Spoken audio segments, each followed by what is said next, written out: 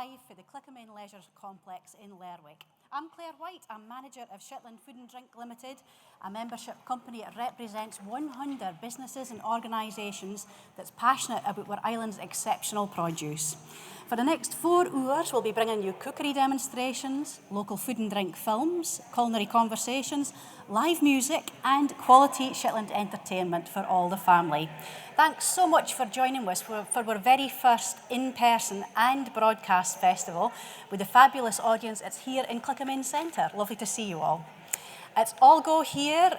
We have a food and drink marketplace, cafe, bairns activities, music and entertainment on stage. So if you're in Shetland, please come and join us. Tickets are available on the door, £5 for our 16s and under 16s go free. We'd love to hear your feedback as well throughout the day's show, in person here in Clickerman and online. So tell us what you're thinking about, what you're wondering about. We'll respond to a selection of the comments and questions we receive live on air. So if you're in Clickerman here, just raise your hand, or if you're online, message us on Facebook, Twitter or Instagram at Taste of Shetland, or email us info@tasteofshetland.com is the address. Last year's festival was viewed by 45,000 folk in at least 53 countries. So can we beat those totals this year? We done a kind. Anyway, to tempt you in, here's what's coming up in the next hour. In just a minute, we'll watch bacalao prepared for Shetland sat cod. Then we'll hear about exciting new online Shetland cookery sessions available to view. We've a beautiful heritage food film about sat fish in store. Then we move from fish to flesh with a culinary and cultural display for Scalwa Meat Company. It's a local business that's under new ownership. And throughout today's broadcast, we'll be meeting the stall holders here in Clickerman Leisure Complex and hearing the very latest for the local food and drink scene. And the popular Cullivo band will play us out each hour of the show with some toe tapping music.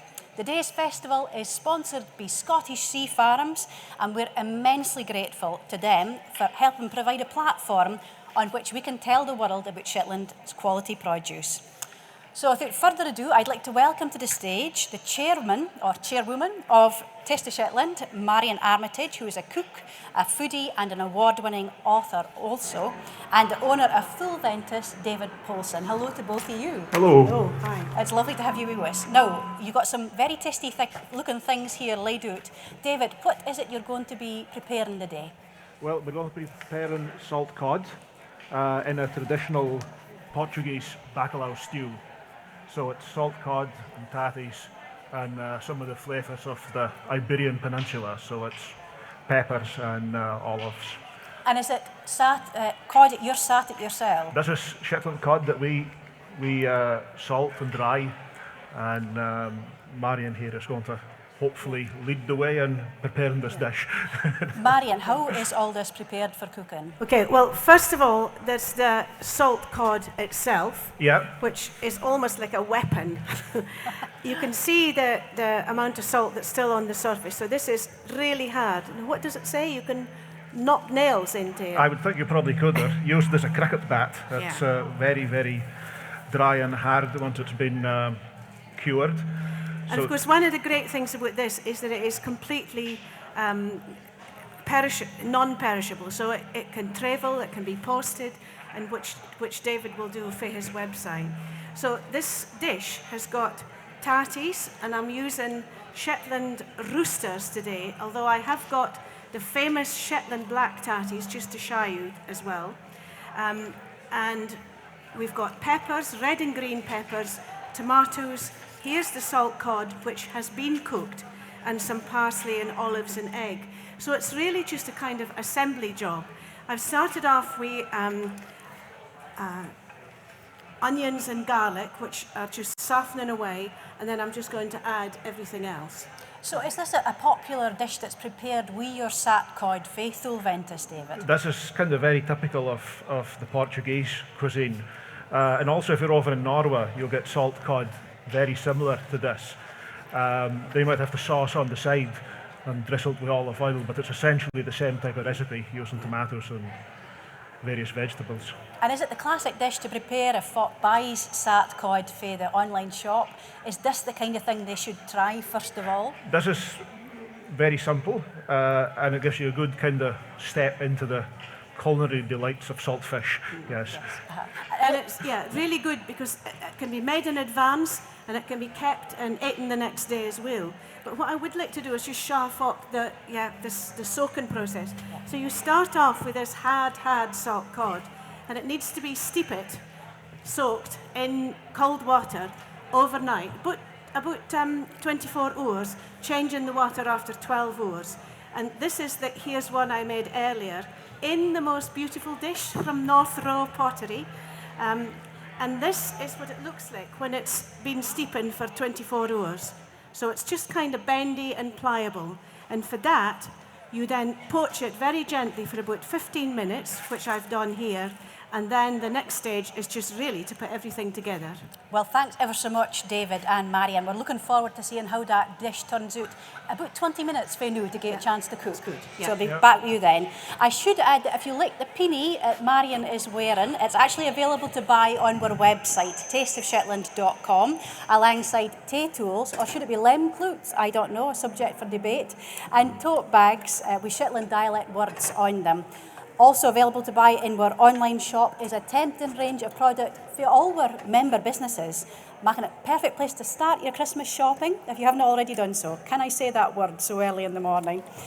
Or you could win yourself a gift in the Taste of Shetland Festival 2021 raffle. There are amazing prizes up for grabs, kindly donated by our 100 member businesses. A return journey for 2 with cabin and car with Northlink. Ragged wool, Mareel Rose Room tickets for 2, a Walsa Made Treats box, and a Valleyfield Guesthouse biscuit decorating kit are just some of the prizes on offer. So you can either get your sale tickets here and click them in, just at the stand over there, or buy your sale a ticket online. We're going to draw the raffle the morning's afternoon, so we'll announce the results online the morning. But back to the day now, and to Shetland's beautiful food and drink landscape. Why not take a look around the aisles in the company of Chef Andrew Spence?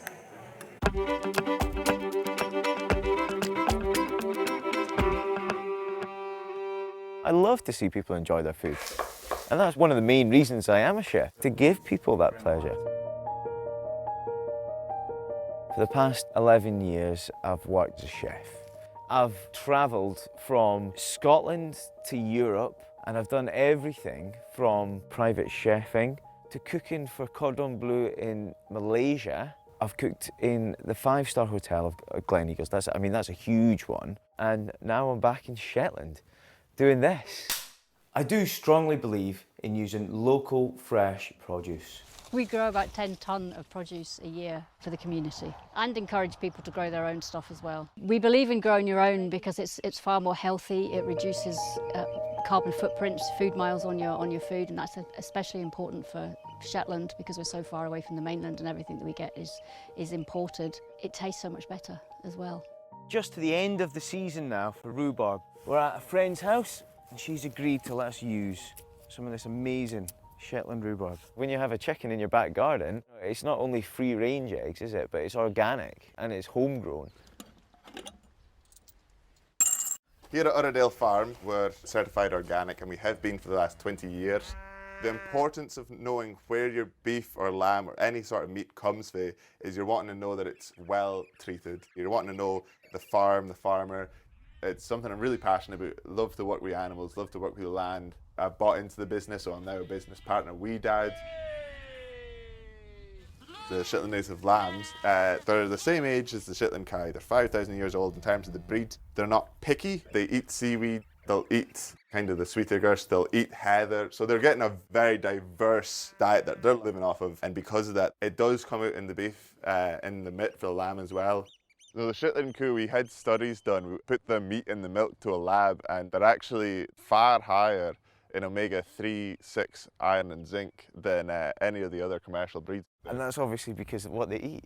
What they eat, because they're slow maturing, they're not getting produced in 6 months. Anything that's getting produced in 6 months in terms of meat, you're just filling it full of protein, full of something that can make it grow as quick as can. So anything that's slow maturing, like the Shetland. A lot of them are grown on steroids and all the rest of it. Yeah, so you're far healthier eating a Shetland native. My name is Chef Andrew Spence, and I will be showing you techniques and skills of how to use Shetland beef, Shetland lamb, Shetland vegetables and the produce to make desserts and delicious foods. I'm going to get cooking, and I hope you can cook with me as well.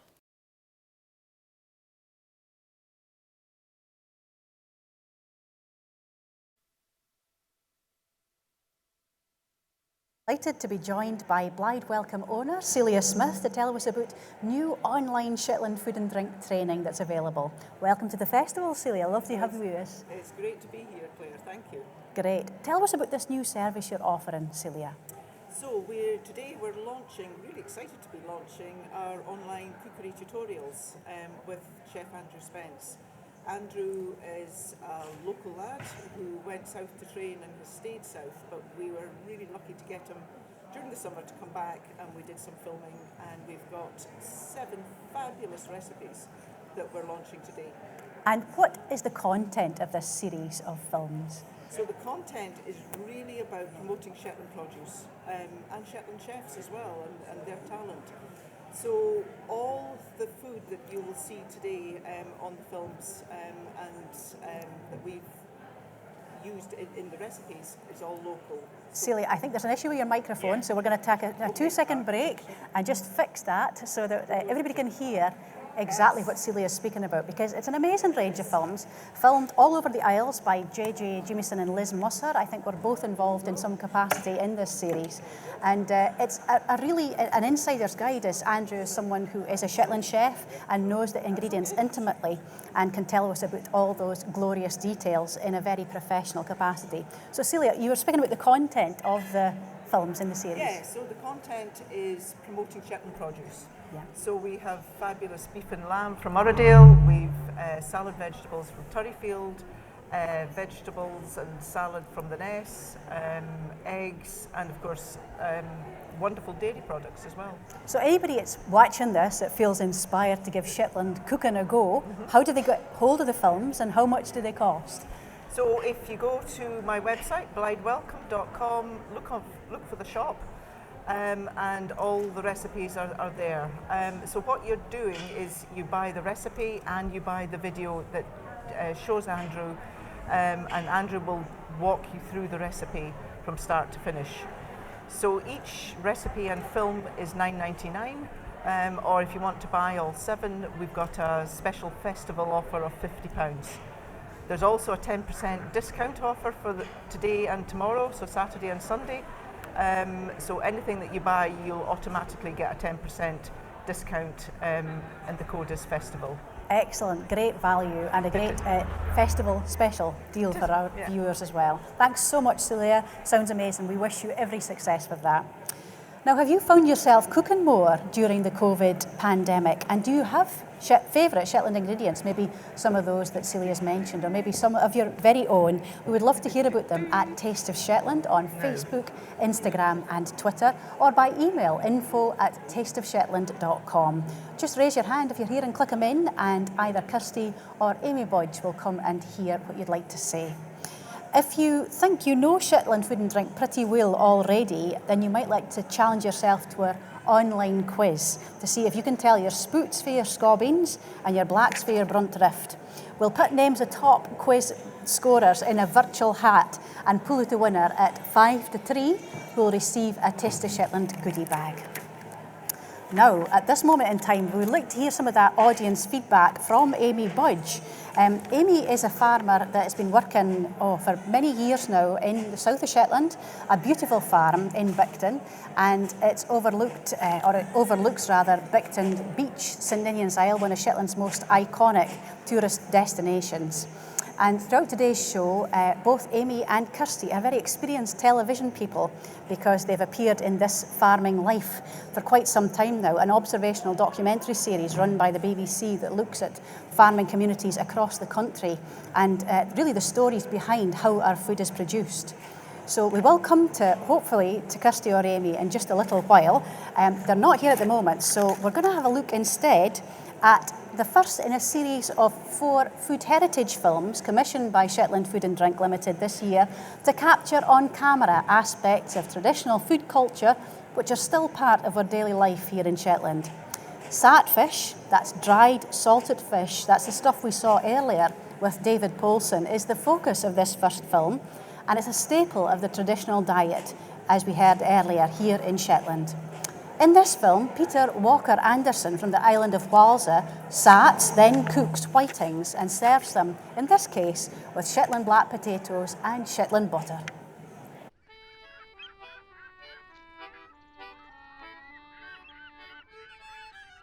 Walser's known as a fishing community. Huge percentage of the people employed here are employed at the fishing or in the fishing. These are whitings. They have been caught by these trawlers, black boats across here. What I'm going to do today is get the heads off, clean them out, put them in some salt in a bucket. Coarse salt.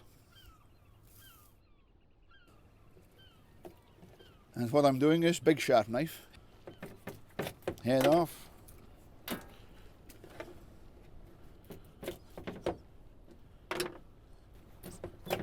It's got to cut through the backbone as well as the flesh. It's the backbone in there.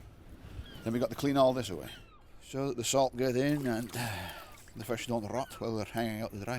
I have seen people use a toothbrush for this. This is done without filleting because fish are much better cooked with the bone in.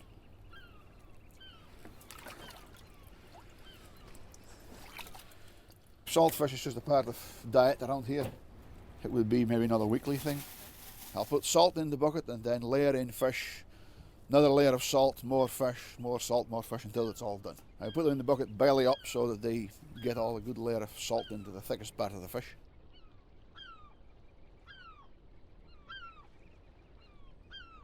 It's an experience thing. It isn't a number of tablespoons recipe.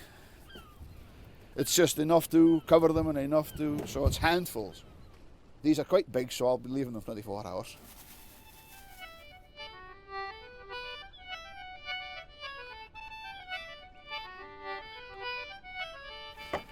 Been 24 hours in the pickle. You can see the brine, that's the pickle they've made, that's the salt drawing the moisture from the fish in the air. They've got to be washed. There may be loose salt lying in them, but we want to get rid of all that. If we make a hook for the fish to hang on, then it goes over the line and make another hook. Well, I personally will hang them a few days just until they firm up a bit, but lots of people will just peel them at this stage, put them in the freezer. But in centuries past, when people had to do this to survive, they would leave them hanging. Okay, there they are, ready for the line. Sunshine, fresh breeze, it's a good drying day. Now if I hang these up on the line, the wind will blow the wires along the line, so they'll all end up clumped together. So we'll put in a peg to keep them apart. Centuries ago here, the land couldn't sustain the people to live over the winter, so they had to go on the sea, catch fish, dry it to eat in winter time when they couldn't get weather to go to sea for fresh fish. And once they're dried up, there they go. It would be a lot like beef jerky. It's tough, chewy stuff to eat, but you would boil the fish and then the moisture goes back in.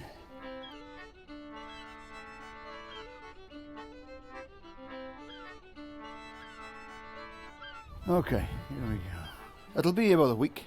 These have been hanging on the line, so they're dried up quite firm. Slightly tacky to the touch. There we go. Now we discard anything we're not going to eat. So we'll cut off his tail and all these fins. And these belly flaps are good to just grab and then you can get the whole skin off. It's like cutting soft wood, I suppose. I personally find that whitings are much better salted like this than they are fresh. Because fresh, they're not as tasty as, for instance, haddock, monkfish, things people usually eat. But salt fish and black tatties, I've heard there's an elite club of salt fish and black tatty eaters. These are Shetland black tatties. They're quite unique to here. You see the colour inside? Quite different taste to anything else. Cold water in, bring them to the boil, then turn them off. And I prefer tatties boiled like that as well. Should be cold water in. I feel quite proud of the fact that we eat this stuff and it's been handed down through our families. Okay, there we are, salt fish, black tatties and Shetland butter. I bet they're not having this in Buckingham Palace today.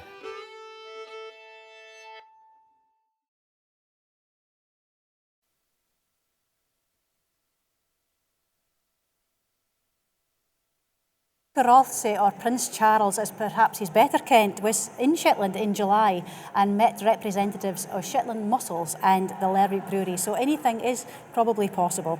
You're watching the Taste of Shetland Festival 2021. My name's Claire White. I'm manager of Shetland Food and Drink Limited. I'm joined on stage now by Kirsty Bodge from Buckton Firm, who's going to keep us updated on all the audience conversation today. Lovely to have you with us, Kirsty. It's super to be here, thank you. Good. And what's folk saying, Kirsty? So Fokker, there's already 60 folk watching on our Facebook page, which is fantastic. There's been a few questions about where else you can watch it. So as well as watch it on Facebook, you can go on the Taste of Shetland website and watch it live there. Very important. Yes, and we've had a request in, or actually a birthday greeting as well. Peter Anderson's midder that you saw in the film there, Margaret Asaltness, is in Fernley Care Centre in Wales and is celebrating her 88th birthday next week on Tuesday. So we wish her a very happy birthday indeed. Thanks very much, Kirsty. We'll catch up with more of what folk are saying a pretty bit later in the show. Mind you can message us at Taste of Shetland on Facebook, Instagram or Twitter, or email us info@tasteofshetland.com. I'm going to run over to the stage now, so bear with me. Your packaging first. There we go.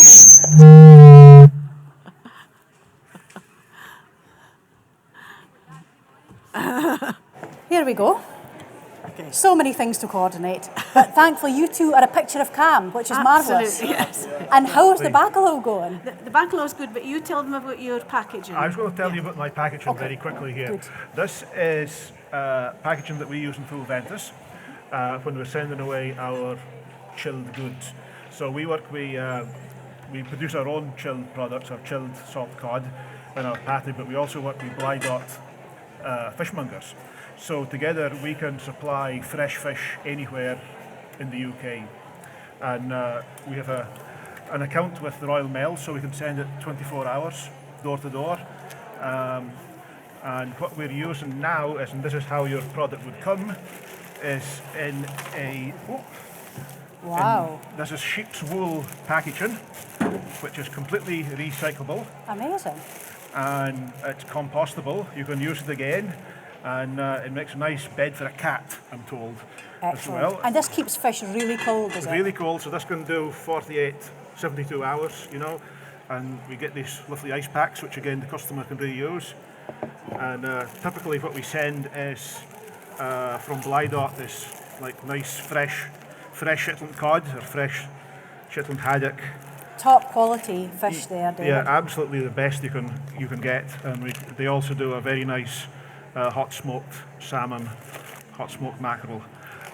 So we do, you can either buy individual pieces or we do a kind of a catch of the day box where we take whatever is fresh, package it up and send it off. And this is a fantastic new service for your business, isn't it? Yes, we've been doing it for a few months, kind of ironing out the problems, and Royal Mail are very reliable, and dare I say Christmas. So, you know, great Christmas present for anybody that lives down south. We can send them the fish, or you can get a gift token and they can select whatever they want. Excellent. Gift tokens available on the tasteofshetland.com website too. Mm-hmm. Yep. Excellent service. Shetland fish delivered right to your door. And Marion, that's something you use when you live in London, isn't it? Absolutely, yeah. It was really good getting fresh fish in the middle of the lockdown. Okay, back to the bacalhau. So back to the bacalhau. The fish is cooked, so it's really just assembling the whole thing. I'm going to use my clean hand. I just think it's so lovely the way that the big flakes of fish just open gently. So to finish off with some parsley. So what we did was we had the onion and garlic. We added tomatoes. We literally just added everything.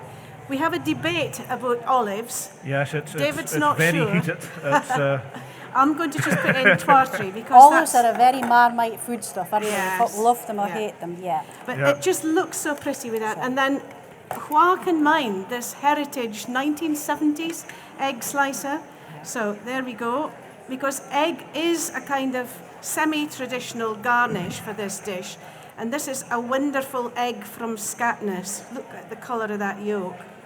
So that is potentially how you can garnish and serve your bacalao. Wonderful. So- Am I going to have a taste at all, Marion? Yeah, now we haven't This got... pretty dish here would be lovely, Yeah. wouldn't it? That would do the Right, job. could I'll maybe ask Mary if she can bring us a spoon for the Yeah, side. I don't think we've possibly. got a spoon here, but But, I'll certainly owse you up some. So how much sack cod, David, is sold to the Iberian Peninsula, to Spain and Portugal for making bacalao? Well, traditionally, there was hundreds of tons that went down from Shetland, up to maybe the turn of last century. And maybe 250 years to 100 years ago, there was a huge trade, and almost all the cod that was caught was salted and sent down to Spain and Portugal. Nowadays, it's the same as everything else. It's become a question of scale, and it's most of the fish that goes down to Spain and Portugal that's salted is Norwegian, Russian, Icelandic, but we're trying to get some of the Shetland sales back. What Spain and Portugal still do is they really value Shetland fish. So a good portion of the fish that's landed here in Shetland is trucked overnight down to Spain. So although we're not selling much salt fish to Spain and Portugal, they still really do value the quality of Shetland seafood. I mean, it's quite an extraordinary percentage of fish that is exported, isn't it? I don't know the figure off the top of my head, but it's by far the bigger portion of the fish. Yeah, absolutely. Well, who knows what's watching? If you're watching in Portugal or in Spain and like the look of this cod, maybe you could let us keen that you're viewing and tell us, have you ever experienced Shetland fish where you bide? Now, Marion, this is one of the recipes, I think, I'm right in saying possibly is in your cookbook? It's or actually, no, it's No, not in that Okay, cookbook. it's one of the few that's not in this cookbook. Tell us about your cookbook, Marion. So Shetland Food and Cooking was written in 2014, and it sold out earlier this year, and the Shetland Times have just reprinted it for the third time. So it's really good. It's back in the shops. It was a kind of post-retirement project, but one of the most enjoyable things I think I've ever done. And I'm very, very proud of it still. It's kind of a compendium of not only Shetland recipes, but Shetland food and drink culture more generally. Yes, I think that the starting point is the Shetland product. And then I've added my favourite recipes, my favourite combinations of things. So there's lots of dishes for South Africa, for not so many in Iceland actually, but South Africa and elsewhere. And as well as that, through when our three bairns were growing up, things that I made that they really like it as well. So a snapshot of your life, a Pretty bit, snapshot yes. of a Shetland life. Yes, And of yeah. course, where culture is changing so rapidly that actually this is important source information about food heritage going way back. Yeah, there was a lot of research done about the dairy, the fishing industry, the meat industry, Shetland animals. So it's all kind of a potted story in there. Excellent. Well, thank you so much to both of you. I've learned lots today. I don't know if I speak for anybody else, but every day is a school day working with such a talented and knowledgeable organisation and team. So thank you to both of you. To win a full Ventus box of delights or one night's bed and breakfast for two at the Lovett Hotel, Loch Ness, Shetland Deli goodies or other food-themed rewards donated by our member businesses, our festival raffle is open. You can buy a paper ticket here and click them in, or a virtual ticket online before 5 o'clock today. We'll post the winners' names online in the morning. Now, I'm going to have to whack over this way again, and I'm a bit feared that my microphone is going to squeal at everybody and click them in. So I'm going to try and... Vision, isn't it? Try and see if I can sneak in the back. Actually, I'll try and...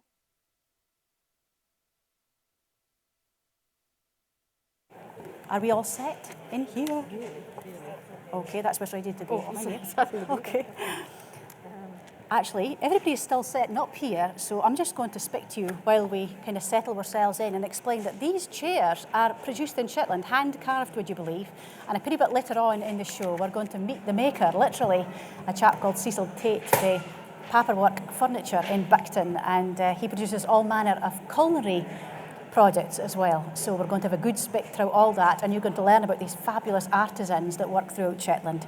Meantime, though, I'm delighted to be joined by a director of Scallow Meat Company, Margaret Roberts. It's lovely to have you here at the Taste of Shetland Festival, Margaret. Thank you very much for having us, Claire. It's great to see you. For people that doesn't ken Shetland, so we've got a room full of folk in Clickamen that does, but for folk watching online, what is the Scallow Meat Company? Well, the Scallow Meat Company is a venerable old business, actually. It's been running for 100 years and it's based in Scallow. We have a butcher's, we have a large grocer's shop, we have a bakery, a meat processing unit, and then in the Talklock Centre in Lerwick we also have a craft butcher's. So that's the totality of what makes up Scallow Meat Company. So meat's at the heart of it, but you do other things for buying. That's correct. Yeah. So tell us about the products that's on display today, Marion. Well, it was difficult to actually decide on what to bring because we produce an awful lot of things, but what I really wanted to focus on today was the stuff that we make. We make in our own butchery, and so we have a display here of different kinds of sausages. We've got beef, we've got pork, and we've got pork and leek, which is very popular. We do other things featuring iron brew, for example, but I thought that maybe was taking things a bit far, and I didn't have room for it. We also produce the most fantastic sassermet here. I mean, sassermet's a really important product for Shetland, isn't it? It's kind of in our iconic foodstuffs, you would say. It surely is. The number of folk you hear heading south on the boat with sassermet for somebody from Shetland is a really common occurrence. And we're going to focus on that a pretty bit later in more detail. Jacob Johnson has come in from Uredale Farm to cook sassermet for us. Excellent. Oh, well, you get to taste it. That's splendid. Yes. We also have puddings that we produce. So we've got black pudding and fruit pudding there. We've got white pudding somewhere around the corner there. And then we produce our own bacon. And can I just tell you a bit about the bacon? So this is our standard bacon. We do lovely cured bacon.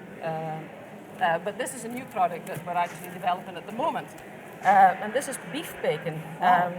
One of our young butchers at the Talklock Centre, he's been trialling this and looking at what the best cuts are and so far, so on, just to see what's best. But it's a lovely product, and we hope once we get it absolutely right that we'll be able to sell that. So well done, Andrew Wilson at the Talklock for that. I mean, it's a good example of adapting to what's available locally. We do more beef production than pork production, well, I think it's fair to absolutely, say. yeah. So that's our beef bacon. And obviously in the shop we sell all manner of other local products. We've got some lovely bread from Waz there, and then we have duck eggs and hen's eggs, all produced locally. And in fact, we buy from around about 50 suppliers across Shetland, and that's partly what we think is so critical about the Scallow Meat Company is we kind of sit at the heart of the supply chain, and we buy in produce, and we'll take what we can of what's local and what's best, and act as an integrator, if you like, and then we sell out again to local businesses. So we sell to around 60 local businesses, hotels and cafes and shops, a lot of rural shops. So really, as I say, we sit at the heart of it. And we also sit at the heart of the Scallow Community, and I think we're really important to the Scallow Community. I know we got a lot of good feedback because we only took over in July, and a lot of folks said how pleased they were that we'd come in, 5 local directors who were really keen to promote local produce and to keep the whole thing going. We make fantastic pies and ready meals and sandwiches and stuff to meet the sort of to-go market.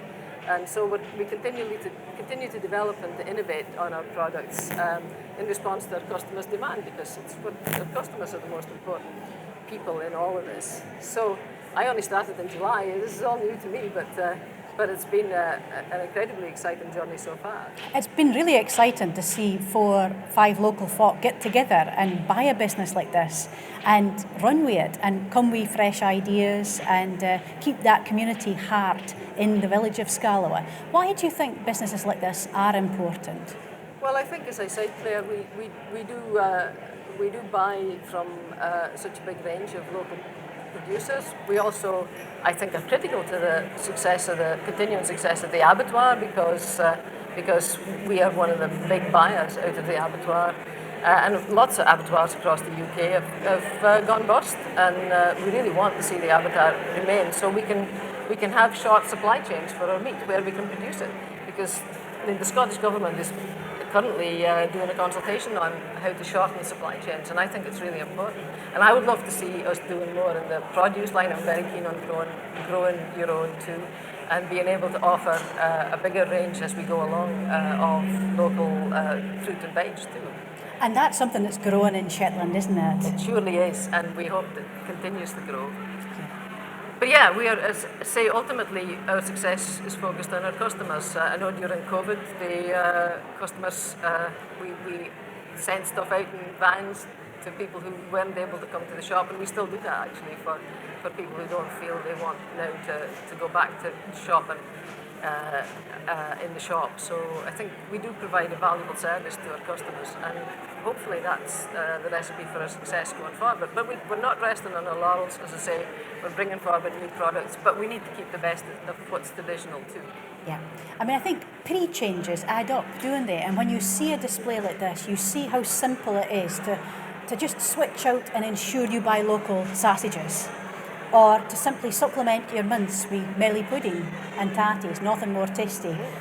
Buy your bread locally, and the difference you'll make to your economy and the multiplier effect, it kind of will return to you manyfold, won't it? Absolutely, it is. You're right. It's the multiplier effect, and particularly given we're an island.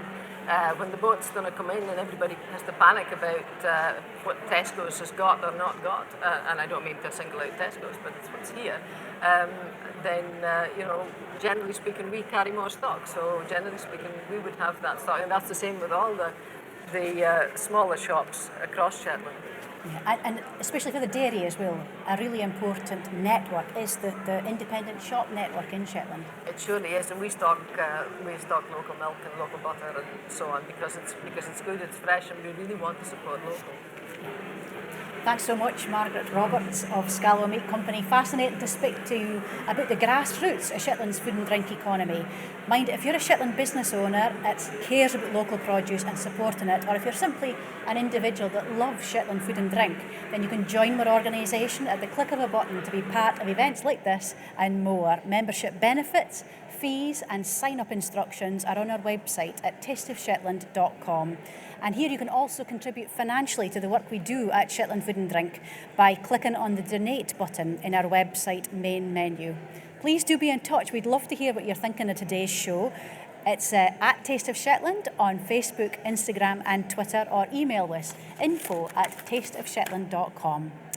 This is our first in-person and online Taste of Shetland Festival, which means that we can share snippets of what's happening here in Lerwick live with people all over the world.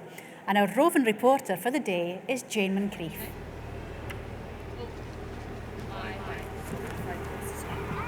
Thank you very much. Thanks, Claire. Well, we're outside here at the Taste of Shetland trailer, the all-new singing and dancing facility. And with me here is Marion Armitage. Now, Marion, first of all, you're going to tell us a pretty bit more about this and how it works. Yeah.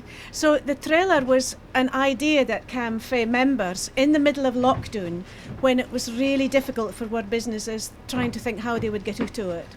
So we commissioned a company called Alan Willis in Hertfordshire, and this was with money that we applied to the Crown Estate, which is now called the Coastal Communities Fund. So we put together a spec and we got the trailer built. And the whole idea is that members and community groups can use it for launching a product, for selling stuff, for a huge myriad of reasons, which is why we've got a really kind of high spec content inside. So if they want to hire it, did they just get in touch with you? Yes, absolutely. Yeah, we've got a trailer manager set up, and it will be available for bookings for January 2022. Okay, thank you very much, Marion. Now, with me here is Friar. I'm not going to say Friar talk. Friar John Gold. No, John, what are you cooking today for Frankie's? Well, on the menu today we've got a seafood chowder. We've got the Shetland mussels, blue shell mussels on. We've got mules marinara. We have the Shetland honey and chili mussels and Moroccan mussels. We have scallops, which we have behind us here, which we're doing on the griddle with garlic butter, Shetland butter. And we've got the haddock wraps, and we've squid, salt and pepper squid. So we've got a variety of Shetland seafood on the go today. And how would you find it to work in the trailer? Well, this is us. We've just been in here for about an hour and a half so far. We're just prepping up at the moment, so ask me at the end of the day and we'll tell you how it went. Well, we'll definitely be coming for a test of it. No, on my left again is owner of Frankie's, or one of the co-owners, Mark Hoseyson. Now, Mark, tell us a pretty bit about the business. Come in a pretty bit and tell us how it's been going and when you took over, because it was quite a challenging time, I believe. Yeah, we just built out just before COVID hit, so it was kind of just starting to get up and running when we had to kind of close down and that. It's been good. It's kind of been very picking up this last year and that, and it seems to be going good, yeah. And how challenging has it been during the COVID times and new as you come out to it to find staff to keep the place running? Well, I think everybody, it's just difficult to find pockets to do the jobs and that now. It's, every sector seems to be struggling to get staff now. And yourself, you have a background in the fishing industry. Yeah. So what do you source your fish for now? Because Frankie's has such a good reputation for being a sort of a local company that buys locally. Yeah, we still get all our herricks and that for Blido, all MSC supplied fish and that, and it's Jointside Blue Shell supplies the mussels and the scallops and that. Well, I have to confess, I had a fish supper a couple of days ago and it was fabulous. So I don't know if you cooked it or no, John, but it was very good. Okay, So yeah. how was it feeling being back in the fryer again? Feels like I've never been away, yeah. No, it's great. No, when Mark phoned and asked if I'd come up and help out again, and I went up, had a chat, and I was a bit wary at first, but now that I'm back, it's great, yeah, I'm enjoying it. And any new ideas to take the business on? We've got a few things in the pipeline that will hopefully you'll see later on once we've got things up and running and back up where we belong, yeah. Are you going to let us in any more on that, Mark, or is that a secret yet to be divulged? Just we've got to be maybe shutting beginning of the year shortly for a pretty bit of work and that, so. Bit of a revamp? Pretty bit of a revamp, yeah. Well, for anybody that is around and about today, there's tons of stuff on the menu, so if you want to come down and try and see what Frankie's have got, that would be fabulous. So thank you very much, guys. Right, thank you. More for you around the other Shetland Food and Drink member stalls in a pretty start here in Clickamen. That trailer looks absolutely fabulous, and anybody that's not had their dinner might like to think about mussels or scallops or haddock goujons and a wrap for dinner today. Come on down to Clickamen. You don't even have to be at the festival to try all that. You can just buy it for them directly. We would love to see you. Margaret Roberts of Scallowa Meat Company, you're back with another impressive display on our table here. Tell us about this, Margaret. Hi, yes, I'd like to be back. This is a leg of roasted mutton that we make a lot of them, particularly in the run-up in Christmas, but actually all year. So I actually thought it would be kind of fun to talk a bit about the history round about roasted mutton, and particularly round about Christmas or Yule, as it was known. And there is evidence that they had a ritual. If you go back, say, 150 years, I guess, into the 19th century. On Yule morning, then they would awake before dawn. Now, of course, that's not that difficult, being in Shetland. Not 1 that o'clock. early. Yeah. And the Sunday before, they would have used an animal's head, a cow or a sheep, to make their dinner, and they would have cleaned up the skull and kept him. And then on Christmas morning, they would have placed a candle in the eye socket of the skull. Just like this. Well, maybe not like this. Are you going to light them for us, Margaret? I am, yeah. That would be lovely. And do you keep doing this, Margaret? Is this a tradition in your house? Well, we don't do the skull and the candle, but we do some of the rest of the tradition. So I'll get to that. Brilliant. Wow, this is unique. So what they would do is they would take the skull and the candle and they would go it to the buyer, and they would use that to bless the cow on Yule morning and to keep them safe for, troughs and stuff, because you know how tricky they were. And they would give the cow a really good feed. They would be feeding them Shetland oats, Shetland Its, which this actually is. I borrowed this from a friend of mine.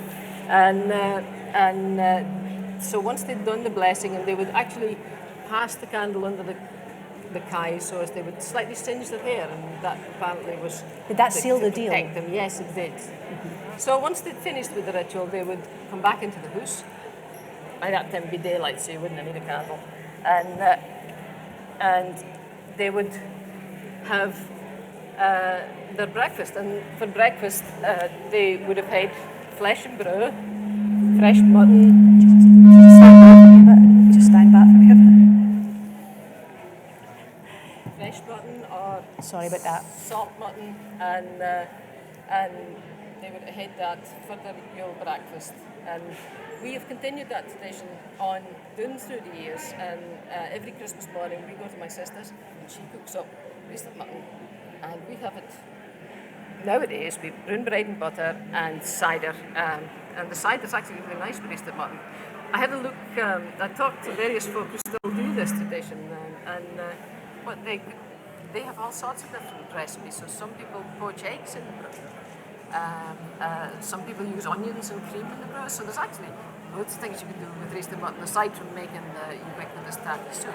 So if you'd like to pass me your plate, I would love to try this, Margaret. How exciting! I mean, this is something that's quite easy to kind of do yourself and replicate, this isn't is it? just cut fine and stewed for a long time on the back of the rayburn or on a very low heat until it's really tender. And roasted mutton is a product that expats, but Shetlanders as well, absolutely love doing they. It's a taste of home. Thank you. And for folk that needs to get ahead of roasted mutton for maybe up Heliaw events they're having in other parts of the country, or for New Day celebrations, it's no harm. Can they get it for Scallow Meat Company, for example? Yeah, we regularly post it to people if they're not here. So we recently sent some down to the Maritime Museum in Liverpool, who wanted to use it. I suspect it would have been for an expat. But that's what we would eat. And with a drop of cider just to wash it down. Absolutely wonderful. I'll have to taste the cider as well. I can't leave that out. I've never had cider and bread for breakfast before, but there's a first time for everything. Well, I tell you, it makes your Christmas morning go with a zing. So we're busy producing roasted mutton at the moment at Scallow Meat Company, and we will be selling hundreds of pieces of roasted mutton in the run up to Christmas. But as I say, beyond into up Heliaw, and we do produce it throughout the year. And I think this product has lots of way to go in terms of what we can do to develop it and use it differently. You produce all sorts of things from it. So that's something with us taking over the meat company we're really interested to pursue. It's a beautifully salty dish, that, and I love its simplicity. It's literally, as you say, a broth, a brew, and salted mutton, and that beautiful was bread is delicious alongside it. And I can see why you need the cider, because it's so salt that you do need something to quench the thirst with as well. Cheers, good Yule.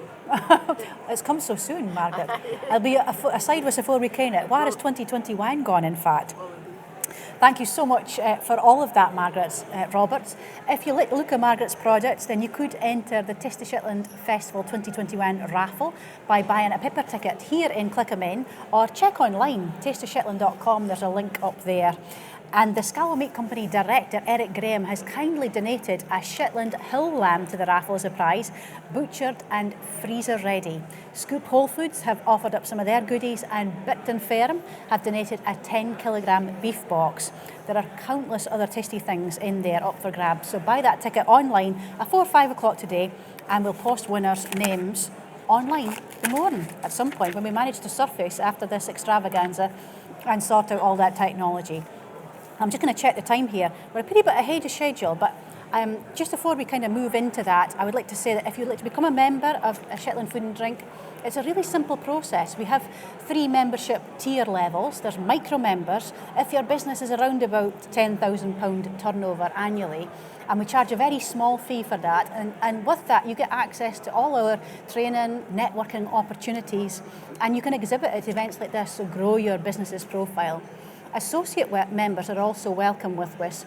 That's businesses that isn't food and drink businesses, but supports the sector in some way. So it could be marketing organisations or people in transport, those kind of organisations. And finally, a full membership is available for any food and drink business in Shetland. We really are keen to focus ever more on that heartland community, and we're delighted that our membership level has grown to 100 members this month. It's never been there before, and we hope that our collective voice is ever stronger in a global marketplace on behalf of Shetland. So, There is no better accompaniment, I'm sure you'll agree, for good food than fine music. And our next act today have that in spades. Today, they've picked out some of their favourite Shetland sets to share with viewers right around the world. And playing us out of this first hour of the Taste of Shetland Festival, please give a warm welcome to Brian Gare, James Lisk, Martin Henderson and Graham Garrick, the Cullivo Band.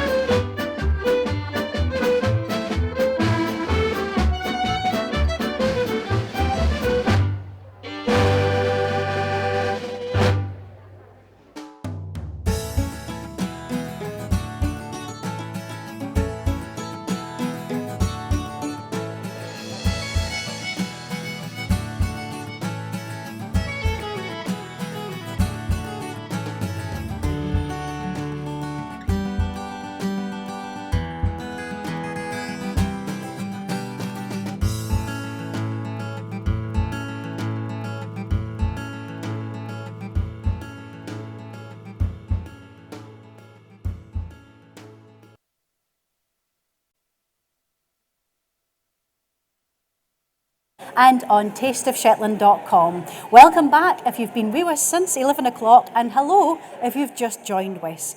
All 4 hours of festival broadcast content will be published on the Taste of Shetland YouTube channel after this live broadcast, so you can catch up later. And to help plan your viewing over the next hour, here's what's in store. In just a moment, we'll watch pork, apple and cheese pinwheels prepared from local school dinner menus. We'll see Jacob Jonsson of Uredale Farm cook speedy sassermate and lamb medallion dishes. We've the premiere of a beautiful heritage food film about traditional Shetland agriculture in store before we dip into more live action for the market stalls here in Clickamin. Shetland Tourism Association will join us on stage at 20 to 1 to tell us about the treats waiting for visitors to the Isles. And there's just time to appreciate a beautiful selection of culinary items crafted by Paperwork Furniture afore the Cullivo band strike up with another set of Shetland tunes to play us out of the hour. Today's festival is sponsored by Scottish Sea Farms, and we're immensely grateful for their support. But back to the present now, and our demonstration kitchen, where the team leader of Shetland Islands Council's school meal service, Neil Beattie, has already made a start to preparing a pupil favourite, I believe, pork and apple pinwheels and cheese pinwheels. The quest to come up with tasty and healthy food that bairns will actually eat feels like a daily battle, Neil. So what makes these dishes winners? So we have lots of menus across the schools, and we do give the cooks a bit of freedom as to what they can do on certain days. This was a dish that came from Walza, the head cook there, Beth. This was one that she'd done and the bairns loved it, so we tried it across all the schools and it worked perfectly. So it's a popular one just now. It's not on the menu right now, but it will be on the menu, on the next menu, and it was on the last menu. Show us how it's done then, Neil. No problem. So it's very straightforward when you're just making a little amount. So all we've got is pork mince and then some onions that have been cooked off, just a little bit. We've got some grated apple, so it's about 500 grams of pork and 3/4 of an onion, 1 cooking apple. Anything to sneak in some veg is a winner, isn't it? Absolutely, we're always trying to hide fruit and veg to get them extra vitamins. Yeah. A bit of salt and pepper. And that Shetland salt you're using? Shetland salt, yes. Good to He see. donated me some earlier on. Yeah. Very grateful. And then just a bit of sage. Pork and sage, delicious combination. Absolutely. We do have some of our cooks add extra bits and pieces. Things like barbecue sauce, which the bairns enjoy. Other folk put mustard in it. But this is just plain, because this is what the recipe is that we serve. Excellent. And process-wise, you're mixing it up there and then Yep. you're moving on to pastry. So, yeah, I got a pastry. You can buy the pastry ready rolled, but I went to Tesco late last night and there was none, so I rolled it out myself. Very good. It's just about getting a kind of quite a thin pastry and then rolling up. On it goes, yeah. So Nice on and it goes. simple. I love the fact there's not even any utensils involved at this No, stage. absolutely. We're going to try this spoon here. So something even that bairns could join in with and Absolutely, cooking. it's very straightforward. I mean, I suppose the challenge for us in school meals is that the quantities that we make in some of the schools. So whilst it's easy to make this, which I maybe do, I don't know, 8 portions, in a bigger school there's a lot of work goes into it, and some of the schools like to make their own pastry, plus there's other things that make it at the same time, so. And speed how is of the are essence. school meals designed in Shetland in the first place? Design. So what we do is we know the favourite meals, and then we're always looking at other local authorities, see what they're doing. We do have to be very mindful of the Scottish Government guidelines. There's lots of rules around fat content, saturated fat. It's really a bit of a minefield. So we make the menus up in the office, then we send them out to the cooks. They have a look through, see what they think. They see if kind of it'll use, work not use or practically. test them, but yeah, Absolutely. the experienced hands. They come back, then we redo the menus, send them out again, and then it just works on from there. We keep sending it back and forth until we get something everyone's fairly happy with. There's always going to be dishes that some bairns like better than others, but And do you find there's a lot of variety between schools? So bairns Yeah. in certain parts of Shetland like certain things. And absolutely. So on the school menus at the minute, there's on one week it's just got Shetland lamb, and that means that the school can make roast lamb if the bairns there like roast lamb. Other schools will make Moroccan lamb, others do lamb burgers. As long as it's Shetland lamb, then we're ticking that box. So there's a bit of latitude in how things Absolutely, are and put we do the together. same with fish as well. We have a thing where they can do Shetland fish dish, or cook's fish dish as it's called, and they can do anything as long as it's fish and it's not fried. We've only got so many days a week we can deep, or so many meals in the week that we can deep fry. So yeah, it's a back and forth process. We know the things that work, and then once we've got all the dishes sorted out, we analyse it. Every ingredient goes through the portions, and then we do the analysis, and then we may have to do changes after that point if it doesn't meet the government requirements. And that's it. How much local food is used in schools here? So more and more we use local food. All our fish is Shetland fish. Fruit and veg, we're starting to use more and more local suppliers, even small producers. We've got all the veg we've got next door has come from JK Mainland. All our lamb is Shetland lamb. What else? All the milk is from Shetland Farm Dairies. We use local suppliers for the other stuff. So that's it. So yeah, I've just rolled this up. I'm just slicing it. Yeah, and the cheese one that you make for vegetarians, is it just the same process? One, yeah, we do cheese and mango chutney. And it's really popular as well. That is on the menu just now. Yeah. And that's us. So we just slice it up, little bits like that, bang it in the oven. And how long? 20 minutes? 200 degrees. Yeah. And yeah, it's delicious. And portion-wise, what is regarded as a portion in school now? So there is, I don't have the information right in front of me, there is what meat would be for us, primary 1 to 4, how much meat they should get, and then 4 to 7, how much meat they should get, and then secondary. So there is slight differences in it all. I think our cooks, most of our cooks have worked in the school for a long time, so they know the kids.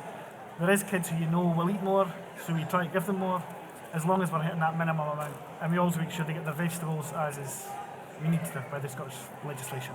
And are we able to see the finished product, Neil? We can, yes. I made one earlier, and I'm going to have it available across on our stall just over here after this. Taste it for yourself. And also, absolutely, you're providing the cafe service here in Clickenham. Yeah, we've got the cafe next door, and it's all dishes that are available for the kids on the normal school menu.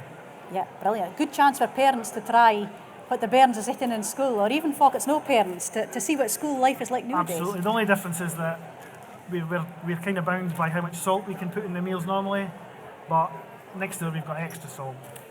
We're all spoilt for the day, for one day only. That's brilliant. Thank you so much, Neil. No problem. Fascinating insight, not only into one useful recipe, but also into how school catering works in Shetland. Thanks so much for that. No problem. Neil's piece leads us very nicely and smoothly along to our next film. It's a delightful journey through the life of a Shetland tatty, featuring Shetland Food and Drink member business, JK Mainland's Farm.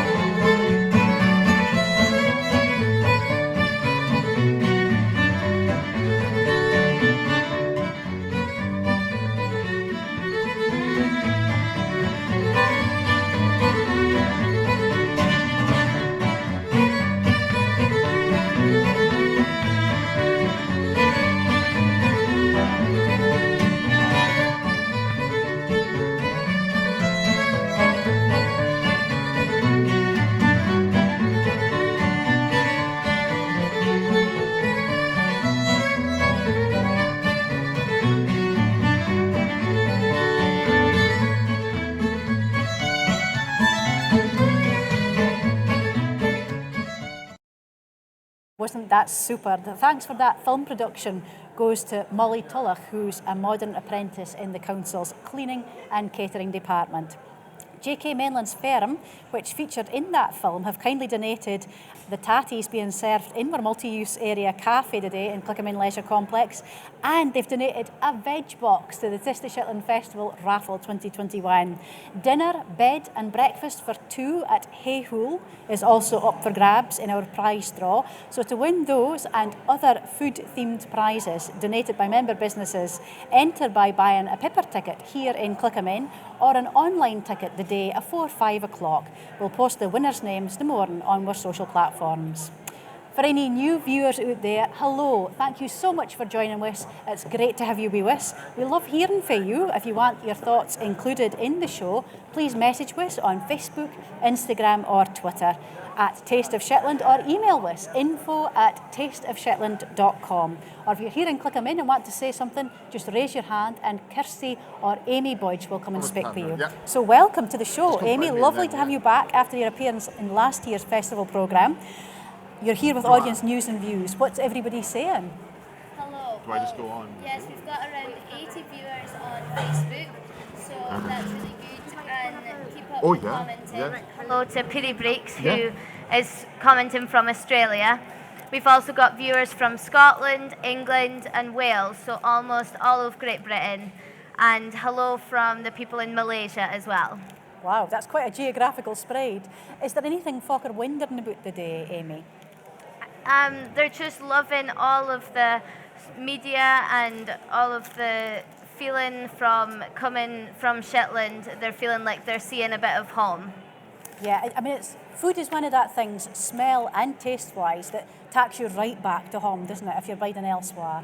That's right, yeah, and maybe they'll be seeing some familiar faces as well, so it's great to have that connection back to Shetland. We've had a really busy sales season in the agricultural mart here in Shetland this year. Do you want to tell us a bit about that, Amy? Yeah, the sales season has been very busy, and thankfully the lamb and sheep price has held up.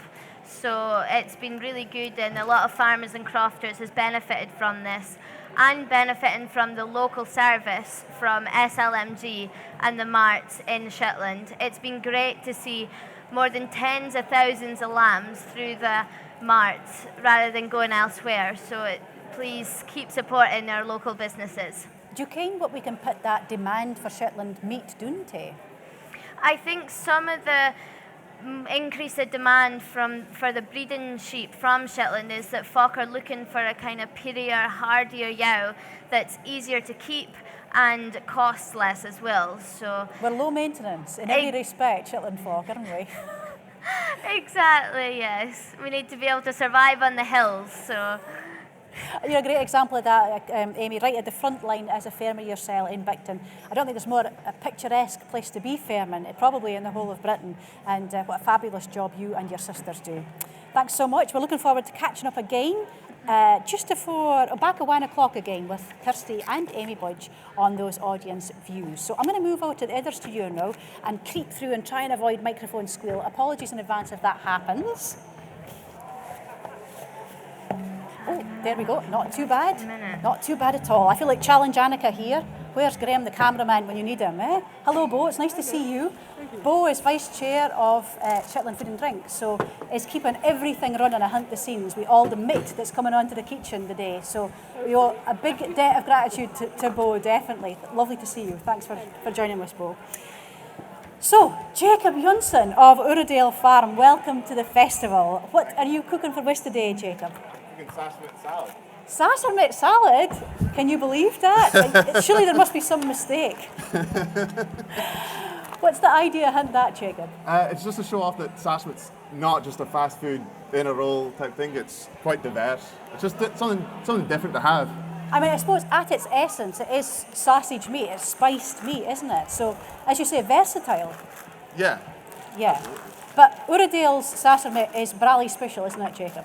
Well, yes, it is nationally award-winning. Yeah, and tell us about the awards you've won for it. Well, I won it from the Scottish Retail Awards, and it was just, I just thought I'd enter it just as a fun, and it paid off, I suppose. What was the title you achieved there? Do you mind, Jacob? The Smaller Producers Award. Small Producers Award, yeah. And I was quite happy with that. I mean, that's really at the essence of your firm, isn't it? It's a peerie firm. It focuses on native breeds. Yeah. Yeah. Yeah, no, it's pure native Shetland beef. It's my sassamet's in the Arc of Taste, which is just like entering. It's just another. It's like part of the Slow Food International. It's just to show that there's a place for slow maturing rare breeds. It's just about kind of preserving things that are done slower, healthy, eco-friendly. And you can trace your breeds way back. Yeah, no, the Shetland native breed is it's the same with the lamb. They're 4,000, 5,000 years old, and because of that, then you've kind of got this amazing kind of suitability to Shetland that not a lot of other breeds would have. Very well adapted to the climate. Absolutely, they've evolved over the years to be best suited to Shetland, so they are able to thrive off of very little. Low maintenance again, we're back there. Yeah, so low input. Apart from the silage that I feed them in the winter, that they produce themselves with the muck, then there's no inputs. It's just slow maturing, and what they forage on through the summer is heather, seaweed, clover, and sweetgrass. So there's, they're fertilizing it and then eating half of it. So they're really such a low carbon footprint breed, which is obviously very important nowadays. And am I right in thinking your sassamet all comes from a single animal? Yeah. So because I'm a small producer and the kind of quantity that I'm going through about a bist every 2 weeks, and that's after it's been hung for 3, and so it's kind of. It's just artisanal, isn't it? Yeah, it's just. It's not coming from several different breeds. It's able just to be done all at once, and so it means you're getting, because it's the trim from one bist, you're getting bits of like an off-cut fillet. You're getting bits from the belly, bits from the shoulder, bits from the hip. You're kind of getting all these nice bits from one animal. So you're getting a lot of different flavors coming through, and obviously because of what they forage on, then that's coming through in their beef as well. To return to the cooking momentarily, Jacob, I mean, it's a very simple process. You literally remove the sassamet from the packet, the underrow, you made it into patties, and you're frying it up. Yeah, just on a low heat. I added a dash of oil, but you really don't need to, because you could just do it simply with just setting them in the pan on a low heat, and the fat comes out, and then they'll cook in the fat. And it's just a nice kind of healthy way of eating. I mean, a lot of folk still ask us, what is the secret of sassamet? What is distinctive about it? Again, you don't want to give away all your trade secrets, but can you give us any more insight into that? No. Absolutely not, no. We're not going to get an exclusive for the festival. I couldn't tell you my secret, because then someone might copy it. Now, you're a butcher to the trade as well, Jacob, which is really interesting. So how does that influence the way you farm and you do business? It means I don't know if maybe seeing the whole picture is the best way of putting it. So I'm able to, I take it right from it being a calf or a lamb and take it all the way through to finishing it at the local abattoir. It's simple, it's easy, it's low food miles, and I suppose because I see it from both ends, then I know, like I'm not stuck to being stuck in a certain way. I suppose I can just see things differently. It just means I can, if I'm rearing a beast that I know is a bit kind of wouldn't be the best purpose for, we'll say, a topside roast, I can make it into something else. But if I was just a plain old butcher and I got given this, then I wouldn't. You'd have to make the best of it. Yeah, I'd have to make the best of it, but because it's my process, then I'm able to kind of take out one of the views. Can you tell me about the salad that you've prepared there as well, Jake? It's a very basic salad, but that's good. I thought it'd be quite elegant. Yeah. So all I've done is I got some salad from Turryfield, and so just to explain, Turryfield, they're not members of Shetland Food and Drink, but they do amazing work growing vegetables in a very sustainable way in Sanus on the west side of Shetland. And so got salad from them, and just putting a drizzle of oil on it, a dash of salt and pepper, and I was just about to fluff it, like kind of mix it in, and then you just serve it with the sarsaparilla. It's very simple, and you can change salad however you want. Sometimes I put like some feta cheese in it or something, but we sarsaparilla in particular, you wouldn't want to do that because it's too satty otherwise. But what I've done a couple of times through the summer, what we do at the house is we chop up mango and put that in with it, and it's just that kind of nice bit of sweet taste. That is to the it. festival exclusive, mango in your sarsaparilla, everybody. You heard it here first. That's amazing, Jacob. I'm not going to wait for a taste of that because I think it'll take a pretty start longer to cook yet. But, Well, I don't know. It's pretty close. yeah, well, maybe after the next piece to camera, Jacob. Yeah, maybe. yeah, that sounds good. There could be a bit of speaking involved in him. Yeah. Jacob will be returning very shortly again to the stage here to make lamb medallions. That's what's next on his menu. So be tuned in to imagine that world-renowned Shetland lamb flavour wherever you're watching.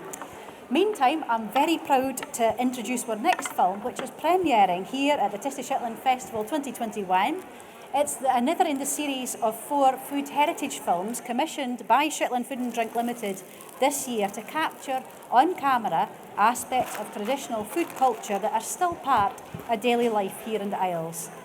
This time, we shine a spotlight on an age-old agricultural practice, the harvesting of ryegrass.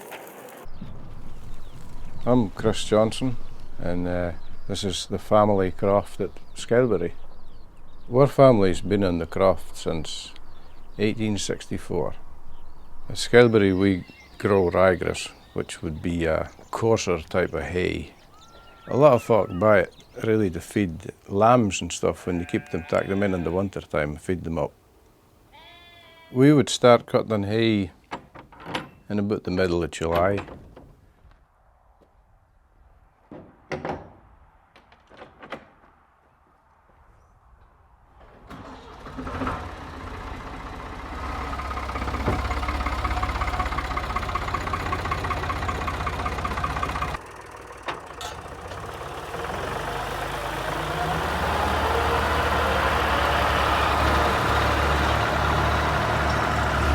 First thing we do was we cut it down with a drum mower and leave it for a week if we can.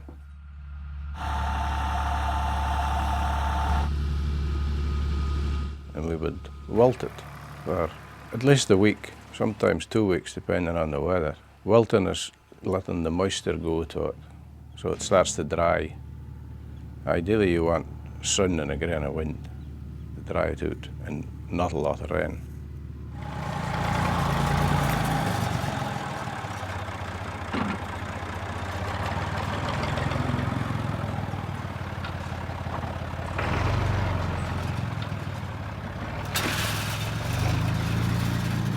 Then the hay turner turns it upside down.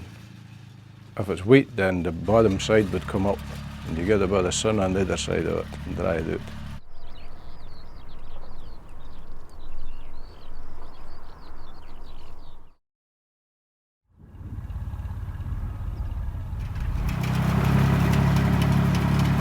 And then after it's been lying a couple of days of that, then we would spread it with the other turner. And that spreads it out and gets a bit more air through it and a bit more sun on bits of it.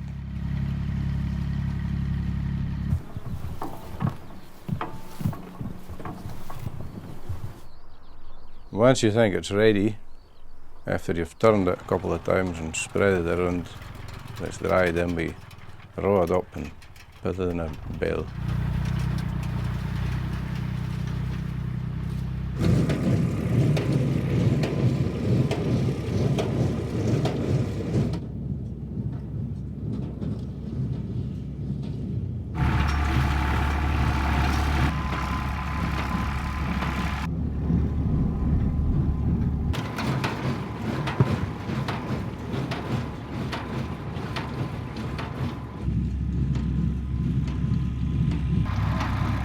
Skelbury is kind of a family affair.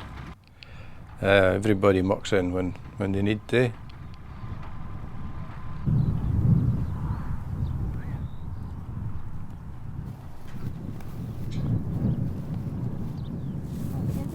when we've built it, then we bag it up in this rookies of 10 bales, we call them rookies, and then we set them out on pallets for maybe a week or a fortnight, so the bales don't attack any heat when you bag them inside. If you can have spontaneous combustion, plus the hay goes a bit fusty if you don't allow it to breathe right, it gets too hot. So we let it stand outside for 2 weeks before we put it in the hay house for the winter. Whether the bairns want to carry it on or not will be up to them, but I think they're a bit too young yet just to decide. I'll keep going as long as I can, yeah, I think so. It's a reasonably enjoyable way of life.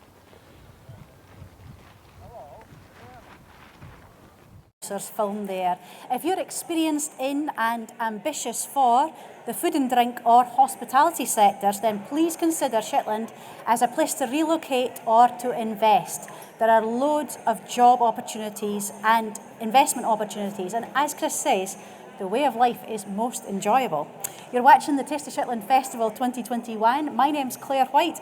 I'm manager of Shetland Food and Drink Limited.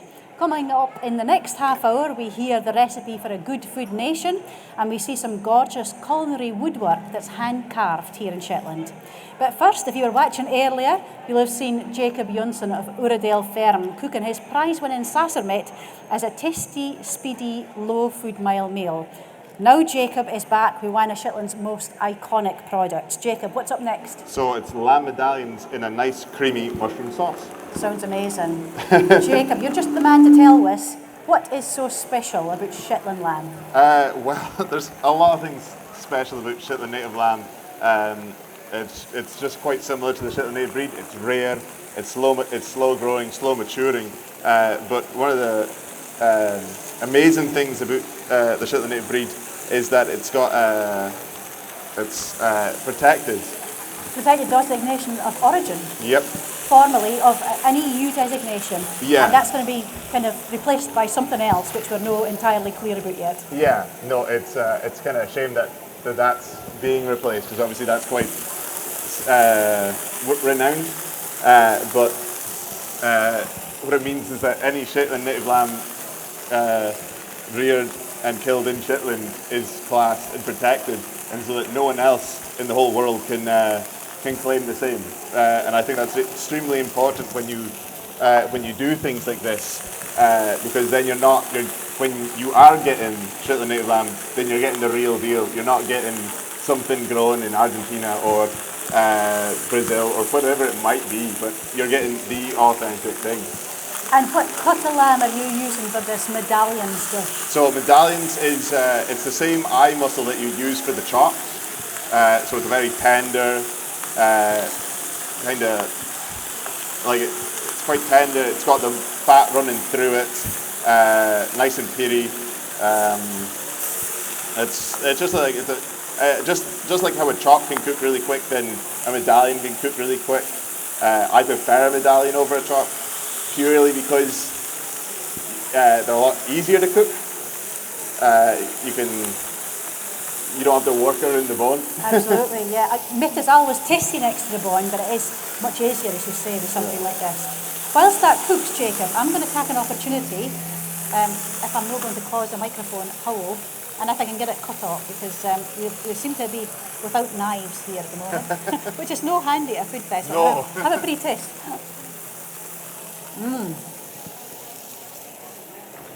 I mean, I have been an advocate for your Sassermet for years. I mind buying it first for Scoop Whole Foods in the Toll Clock Centre, and I thought this is a taste revelation. It's very light on flavour. It's not like the traditional kind of heavy feeling, substantial feeling that Sassermet can have. The kind of feedback I get a lot is it's very meaty, not fatty. As much as there's fat running through it, and the Shetland native breed is a healthy fat that has CLA in it, then you're able to kind of get the both worlds, and it's a far healthier dish than one would think. Yeah, and hence serving it with a salad. I think this is genius. I mean, I've been trying to follow a low-carb diet recently to lose a bit of weight, And yun's exactly the kind of thing you want. Would you try the yun for me? I would try. And tell you what, actually, Jacob, what we'll do is we'll set your remaining sesame on the tasting kitchen. That's after perfect, this. right? Yeah. So either fork can have a go. I'm going to use Yeah. a clean fork for this one so that the rest can be used safely. Oh, this will be a problem, I think, without a knife, Jacob. Where's a butcher when you need one, eh? I hate this knife. Do you want to slice a tiny bit that I can eat? That'd be amazing, thank you. What's in the sauce, Jacob? We never spoke about that. Oh yeah, so in the sauce, Too big. okay. Thank you. In the sauce I put, it's mushrooms, chopped up, onions chopped up, fried gently, then cream from Shetland Farm Dairies, salt and pepper, a spoonful of honey mustard and a spoonful of Dijon mustard, but you can choose whatever mustard you'd like, and then just fry it up, and it just makes this nice creamy sauce. It's Dad's recipe, and he allowed me to use it. Oh. He's quite a revered chef in the Arundel Farm House. Very good. Another festival exclusive, no less. Yes, exactly. If we have time, Jacob, we'll try and get the details of that recipe for you and put it on our website, but then Ronnie might be... Well, I'll have to get Dad's approval, but yes. We need consent, I think, before we go any further with that, Ian. But the lamb is beautiful. It's got the kind of consistency of fillet steak. It's lightly cooked on the outside, but definitely that lammy flavour, which personally is probably my favourite taste in the whole wide world. So that's a winner as far as I'm concerned, Good. Jacob. I'm Absolutely glad. wonderful. That's been amazing. Is there any products, do you think, in Shetland that we should be eating more of, just in 1 minute? Just both the Shetland native beef and the Shetland native lamb, because they're rare. It's a rare breed, and the only way you're going to get something not to be a rare breed is by using it. And where can people buy your products? They can, all my products can be found at Scoop Whole Foods, and the beef can be found at the Handel shop as well. And then, if need be, they can come straight to the farm. And because I have the butchery on farm now, they can pick it up from there. But Bit of a farm tour, maybe, even? possibly, Yeah. it depends on the day of weather. But yeah, Remind us, what have you donated to the raffle, Jacob? I've donated a packet of sashimi, award-winning sashimi. Why wouldn't I want one of them? To win that, or a whole salmon for Cook Aquaculture, or a Valleyfield Guest House afternoon tea box for 2, or other food-themed rewards donated by our members, enter our raffle by buying a ticket here today and click them in, or a virtual ticket before 5 o'clock, and we'll post the winners' names online below. And thank you so much, Jacob. Thank you, Absolutely fascinating. What a great advert for you for Shetland life in general. Absolutely. Jacob and his family are kent for supporting the use of local produce wherever and whenever possible. And as Neil Beattie mentioned to us earlier, school meals are one important area in which period changes adds up, as our next film explains.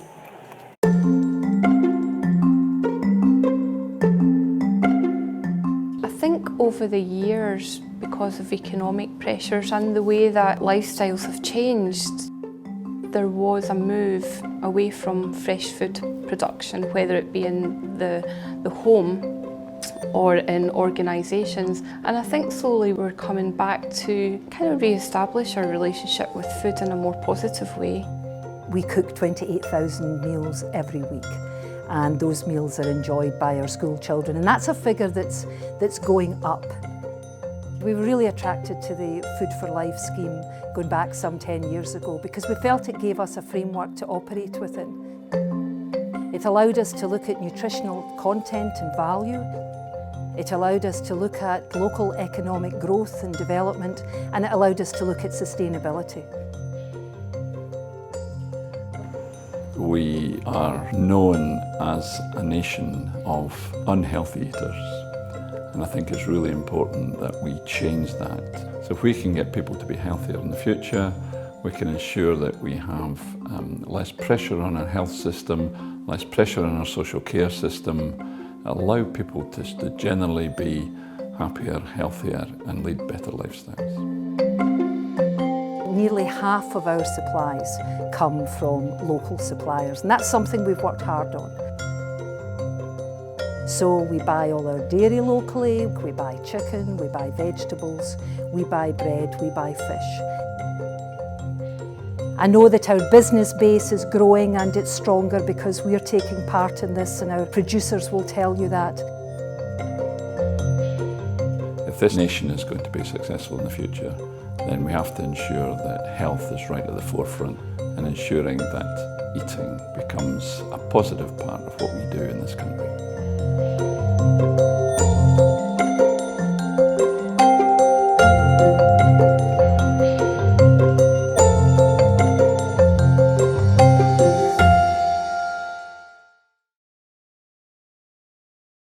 Mind that we love hearing from you. What are you watching for? What are you thinking? Please tell us where you're tuning in today. Message us on Facebook, Instagram or Twitter at Taste of Shetland, or email us info@tasteofshetland.com is the address.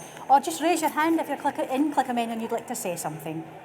This is our first in-person and online Taste of Shetland festival, which means we can share snippets of what's happening here in Lerwick live with people all around the world. And our roving reporter for the day is Jane Moncrief, who is checking out our marketplace.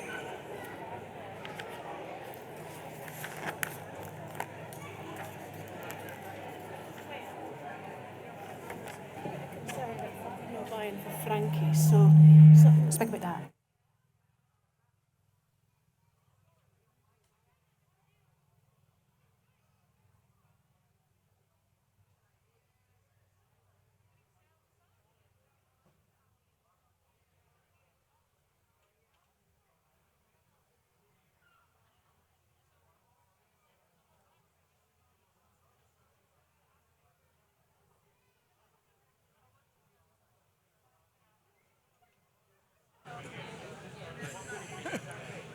Just breathe. Eh? Breathe. Oh, you ready? Oh. Oh, that light's come on. Hello, back again. Sorry about that. We had a little technical hitch with the microphone, but I hope that everything is working well now. And as you can see, I'm here at the West Bakery stand. And with me here is co-director John Gallardi, and I've got Mark Anderson also for Hi, the West Jen. Bakery. Yes. Hi. So turning to you first, John, I'll just get you to tell me a pretty bit of the background of the West Bakery for your family got involved. Okay, my younger brother Bruce bought it about 5 years ago from Charlie Hodge, who had owned it for about 30 years. And Bruce rebranded it, came up with a new logo, and really introduced the idea of real bread and artisanal products. He unfortunately died a couple of years later, and we as a family have kept it going, and just mainly the bakery, the team has kept it going since then. And you've just come up for a couple of weeks just to see how things are going again. And how's the stall been going today? What sort of a reception have you had? Well, it's been incredibly positive today. I'm impressed, and I've come up for about 6 weeks, and I'm really impressed. You know, things slowed down during COVID, of course, but business has really picked up the last few months, and it's doing very well. And by seeing what everybody's buying today, I'm impressed. And how much of a challenge has it been for you as a family to run the business sort of from abroad? Not that much. I mean, I tend to get stressed over things at times, but Mark managed it for a couple of years while I was away, and it's really taken really good care of itself, you know. And I'm sure a lot of people won't know because of your accent, but you do have a strong Shetland connection. Yes. Well, both of my mother's parents grew up in Shetland, one in Scalloway, one on the west side. And one auntie lived here for 30 or 40 years, and then Bruce came. Do you still feel very much connected to the islands? Yes, very much so. And in this experience, it's been incredible to experience the sense of community in Waz and being a part of the bakery and you know, knowing I have roots here and knowing, you know, my grandfather grew up there or whatever, yeah.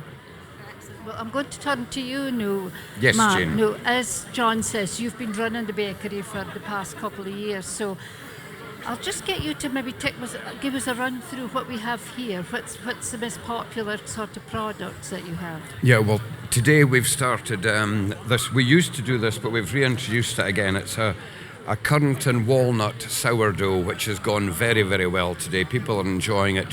It's a slight change from the normal sourdough. Great if you were likely toasting it or with some nice cheeses and grapes. It's a nice accompaniment to that. Okay. The other thing that's gone well today, Jane, is the Kearney Burrell, which I think Bruce reintroduced. It's like a black bun, but a lot lighter in texture. It's not quite so heavy. And of course, the old stalwart, the Shetland butter shortbread. That goes very well. Very well, Jane, yes. Going back to the Kearney Burrell. Can't even say No, it. no. So, has that been a Shetland recipe? Well, as far as I know, don't quote me on that, but I was just told that this is something that the bakery have reinvented again and maybe updated it, as far as I know.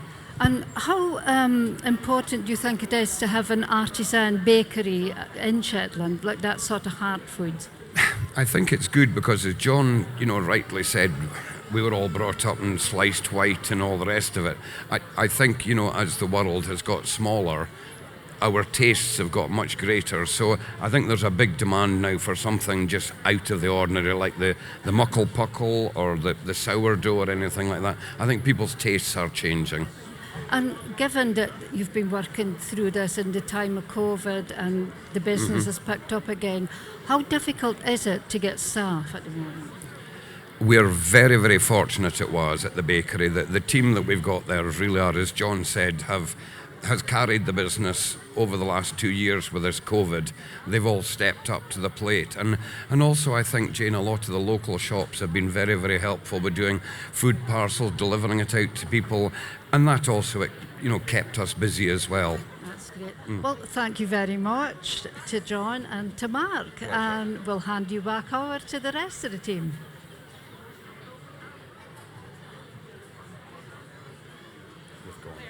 Remember that you can pick up links to all our member business websites on the tasteshetland.com page, where there's also a handy Shetland Food and Drink Guide 2021 to help Weir Island adventuring.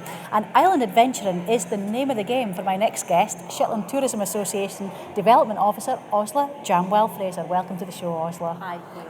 What's the last 18 months been like for your sector, Osla? The last 18 months for our sector have been incredibly tough.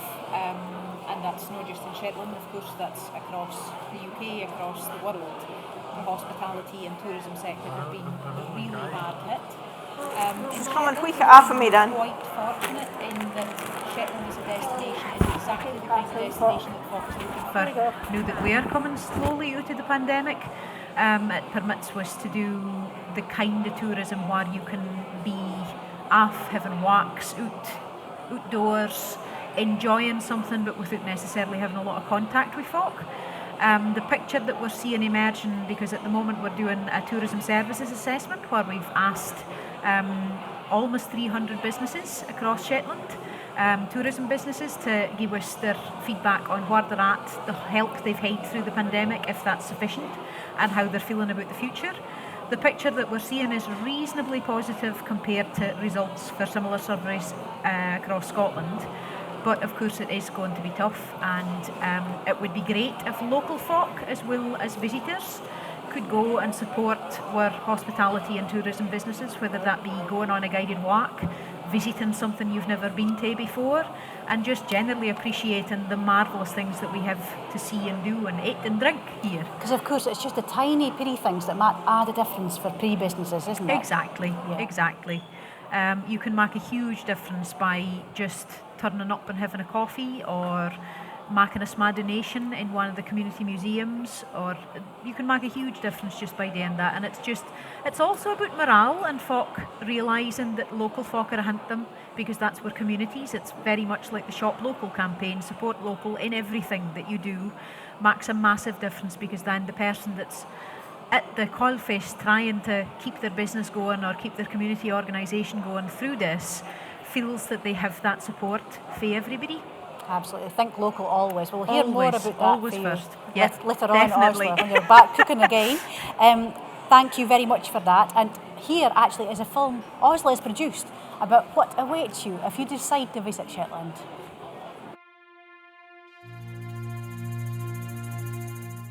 Shetland is famous for its stunning landscapes, geology, history and its dramatic coastline, teeming with bird life. The Shetland sheep produces some of the finest meat and wool you will find anywhere. We also have an impressive range of cakes and biscuits for the sweet tooth, as well as the world's finest seafood. There are a myriad of reasons to visit.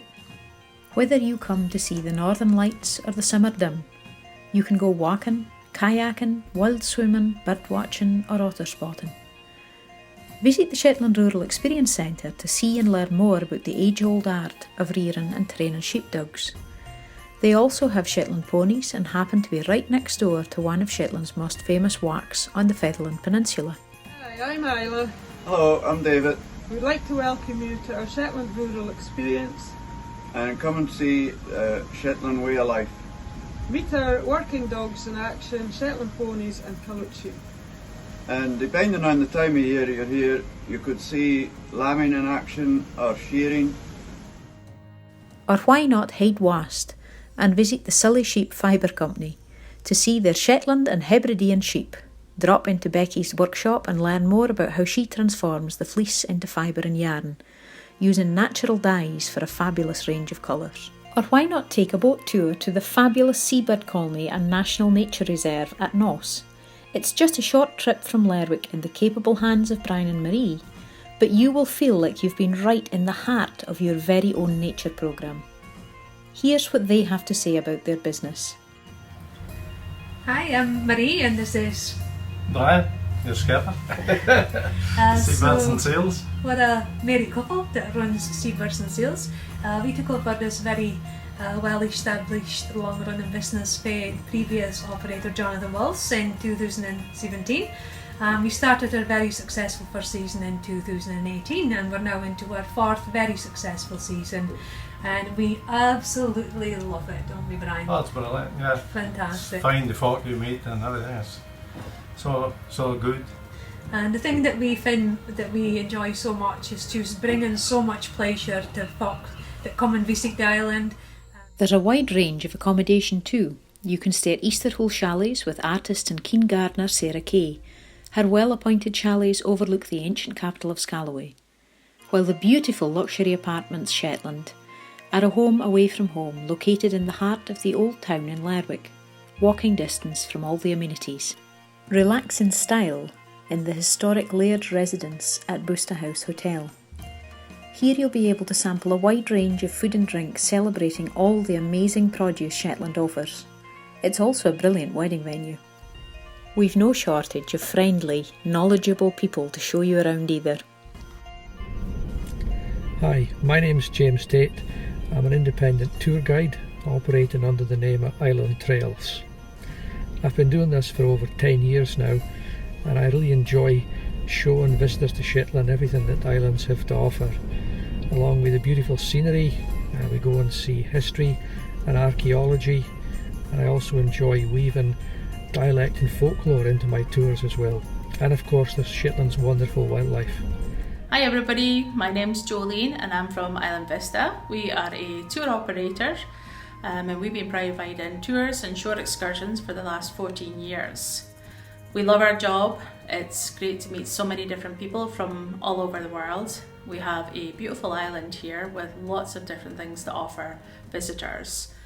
We have got from anything you want, from wildlife, nature, stunning sunsets, food. We've got amazing seafood here and Shetland lamb as well.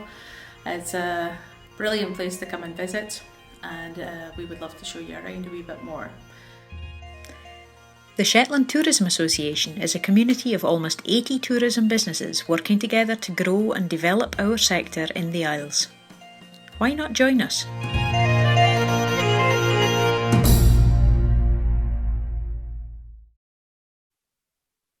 Why not, indeed. If you decide to visit Shetland, then my next guest could be one of the folk that you meet. Cecil Tate is the man behind Paperwork Furniture, was at the Taste of Shetland Festival to show us the culinary items that this member business produces. Welcome, Cecil. Okay. Can you just stick us through the items on your stall here? Yeah, we've got quite a few of them now. This one here is a pizza board, so I had a neighbour that got one of those really fancy pizza ovens. So we're doing these now. We're kind of figuring out how to keep them absolutely flat. We've got a special kind of oil, so they'll no warp or that. Just quite exciting. And just a beautiful piece of work as well as being functional, really all nice. Gorgeous. Yeah, another pizza board, excellent. The first thing we started to do was trivets, so we do ones that are like fish. And we just show them down to the camera, Cecil, if I can get a right look at them. So they can either be individual trivets or you can use them together. There's really more for pots and that, so whatever size of pot you got, you can stretch them out again. Excellent. We do these ones here that are spiral, so an individual one can have a cup or fit like that. Or combine them for a pot. We've got our logo on the back, so you know how to put them back together again. Tell us about the background to your business, Cecil. Well, I've been doing bespoke furniture for 2003. And incidentally, both of these chairs here are ones that you've produced. Yeah. So that one there is a Shetland chair, this one here is a Windsor chair. And I started off only really going to do bespoke furniture, and then being at craft fairs and that, folk were like, can you make all these items? So we started to do that. So one of the exciting ones is this one here. That is gorgeous, very unique looking. Yeah, this one's in walnut. It's got a Fermented box. Fermented box. Fermented. Shetland is similar to Norwegian, it means takeaway food. And the cool thing about this is the lids lock. So I see this for the camera. If you pull it like this, it comes apart like that. There's enough flex in the veneer that the top locks in place. And what's the origin of the design of that in, Cecil? They come over from Norway. So over there they're called a Tina, and they're imported to Shetland. I was asked by the museum to start with the max some of these for their shop. So. Yeah. And there began the journey. So we're doing that one, and this one's an ash as well. Gorgeous. So you got to find timbers that are easy to bind steam into shape. That's an exceptional picnic box by any standard. They're very cool. Cecil. And we'll start doing them as well. There's a shelf in some of them as well, so they're 2 tiers. Excellent. Yeah, you can divide up your sandwiches and fruit or whatever. Yeah.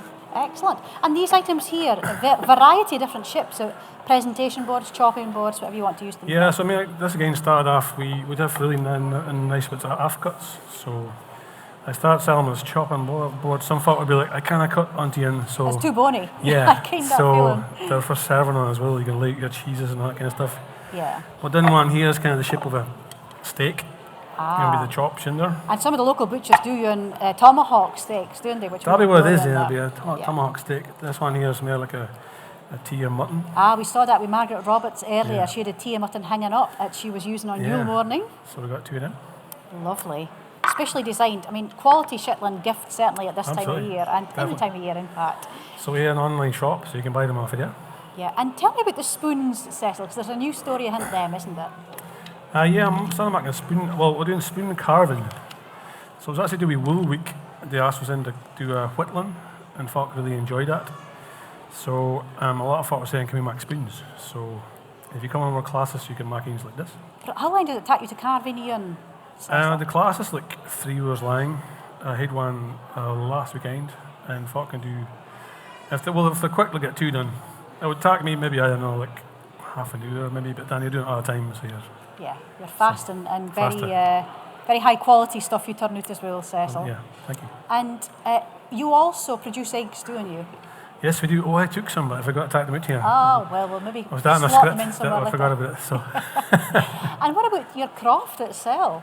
Yeah, we got a croft, got like 150 sheep. I ran that with my brother who was just on there. He was in the film, yes, film, wasn't he, for the Shetland Tourism Association, James? Yeah, so we're doing that. We're starting to get some of the wool spun into yarn. That's just come this week, so that's going to be on the shop too soon. So wool, eggs, spoon whittling, furniture. Can folk come and see you in person? Yeah. So our workshop's open. We're going to do next summer maybe tours and that, so folk can come, and we overlook St Anne's Isle, so it's a lovely spot as well. So. Gorgeous. It's really nice. All roads lead to Bicton today. Absolutely. With a lot of Bicton representatives in the crowd altogether. Thank you so much, Cecil Tate. That was absolutely fascinating. A link to Cecil's Paperwork Furniture website is onworryandtasteshetland.com, so you can experience some of the things that Cecil's described. Don't forget that our shop has lots of food-themed goodies as well, perfect for Christmas. Or you can donate to the work we do using the donate button on our website too. I'm delighted to report that there are live dinner time tunes right around the corner. The Cullivo Band are poised to play with suit at the second hour of the festival. Coming up in the next half hour, we dive into Shetland's seafood street food in a cooking demonstration, and you may find our traditional Shetland dairy film quite moving. But first, Cullivo Band, set it away.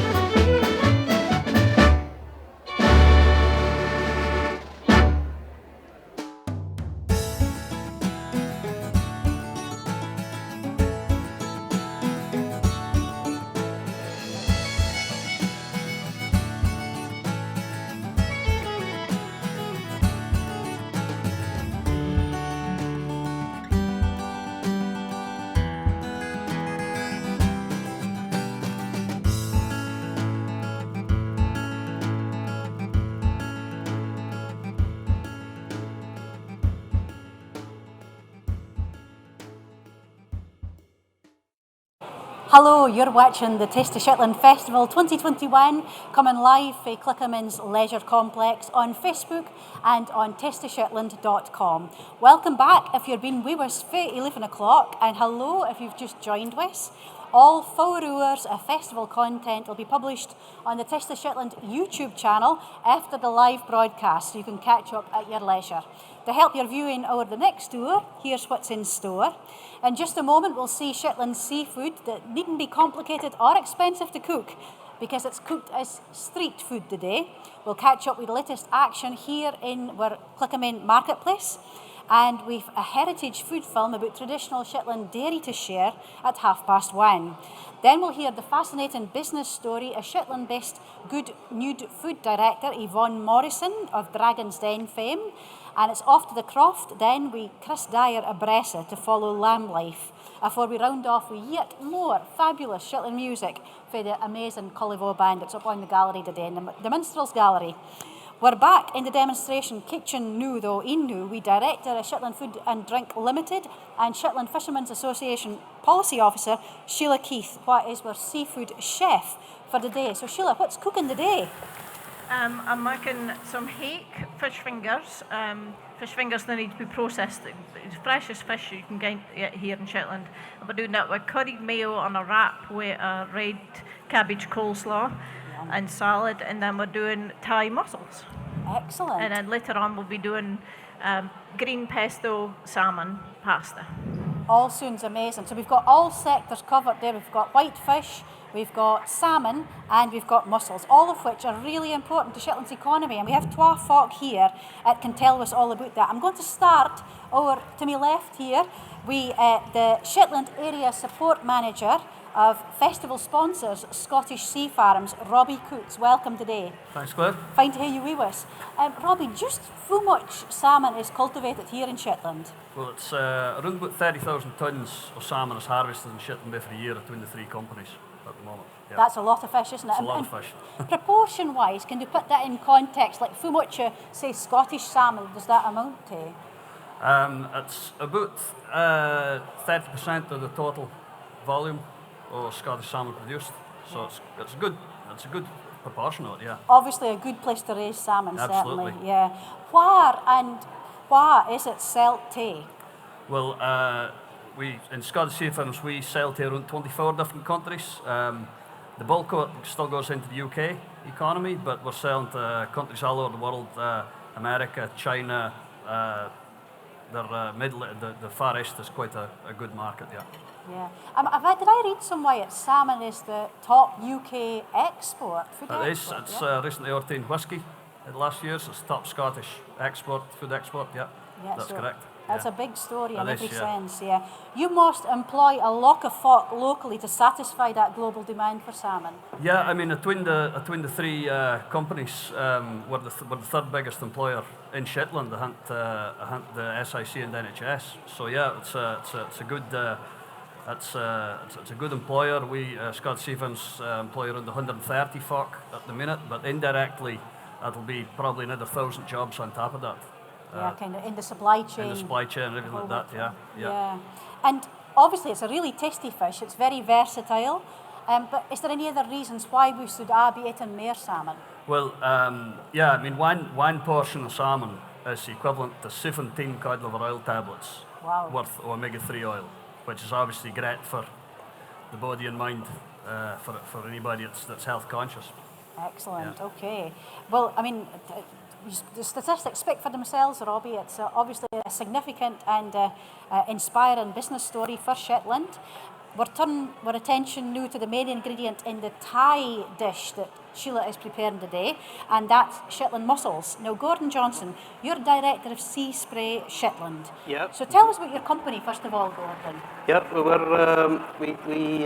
we're a trading company, trading mussels, which we buy here in Shetland. Our main supplier is C&A Thomason and Yale, and we market it under the brand Shetland Select, which is a brand that was used many years ago by a salmon company. And when their IP lapsed, then we agreement through them, then we set that up as our brand. So that's, and we as I say, we purchased for them, and we're now moving into taking stuff of inventory as well. Relatively small, but you kind of wanting to keep the provenance of the Shetland product, and that's where key into the marketing is the Shetland provenance and having small family companies that puts a lot of effort into what they do. Yeah. And where is your mussels sold to? Well, we're selling mainly UK and mainly into the hospitality trade, which wasn't so good last year because that was closed down. But it's that end a market that we're looking at as we mainly hospitality, and we send as far away as we send twice a week to Dubai. Wow, and mussels travels that far, okay? Yeah, they're a live product. They can leave here on a Wednesday and be in Dubai a Friday night, early Saturday morning. Incredible, yeah. And so if folk is having mussels in a lot of top restaurants across the country, there's a good chance it might be Shetland mussels. Yeah, absolutely. Yeah, I mean, the Shetland industry is, last year, well, the Marine Scotland statistics for last year would say that Shetland produced for the table about 4,500 tonnes. Yeah. And Indigo, Sheila's on it already, timely. And that's about 80%, just under 80% of the total production for Scotland comes from Shetland. So 80% of the mussels consumed in Scotland is grown in Shetland? Yeah. That's an incredible statistic. Yeah. What is it that makes Shetland such a good place to grow mussels? Well, I think it's just the natural environment, and the water exchange around Shetland is exceptional, and mussels are such a natural product because, I mean, right through for the spawning and the spat and the larvae moving around the shores and attaching itself to the ropes and that and growing all the way through. It is just such a natural cycle that it goes through. And is it carbon neutral just about? You're almost like taking nutrients out of the water or putting them back in, I should say. And I mean their food is the nutrients coming out of the sea. Yeah. There's nothing in it at all. It's just purely what's there and naturally. And I mean the mussels is kind of an underrated product, I would say, in that the benefits of the omega-3s, and it's a low-fat, high-protein product. And the thing with mussels is they're so easy to cook. So it's easy to almost cook. like just setting them in a Even- pan and even getting the Sheila shark. can cook. Yeah. I was about to ask Sheila about that. She's having a news meeting with Robbie. Sheila, just describe what's going on here cooking-wise for you two. I've breaded the cake, and there's actually some tusk here as well. I think Sheila's mic is not working, so Sheila has breaded the hake and there's some tusk in the pan as well. Yeah. And there's curried mayonnaise and some red cabbage coleslaw. It'll go on a wrap and it'll all go together.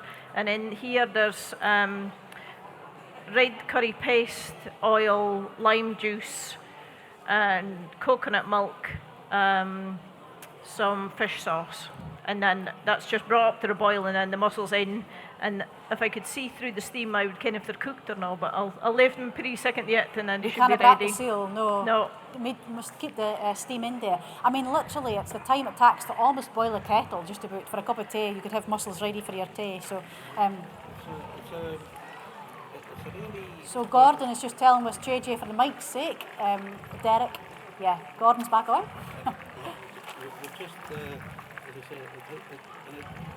It can cover such a range of pockets too, because it's really relatively inexpensive product. And so right for the top end restaurants, you can sell it in a supermarket, in a sauce.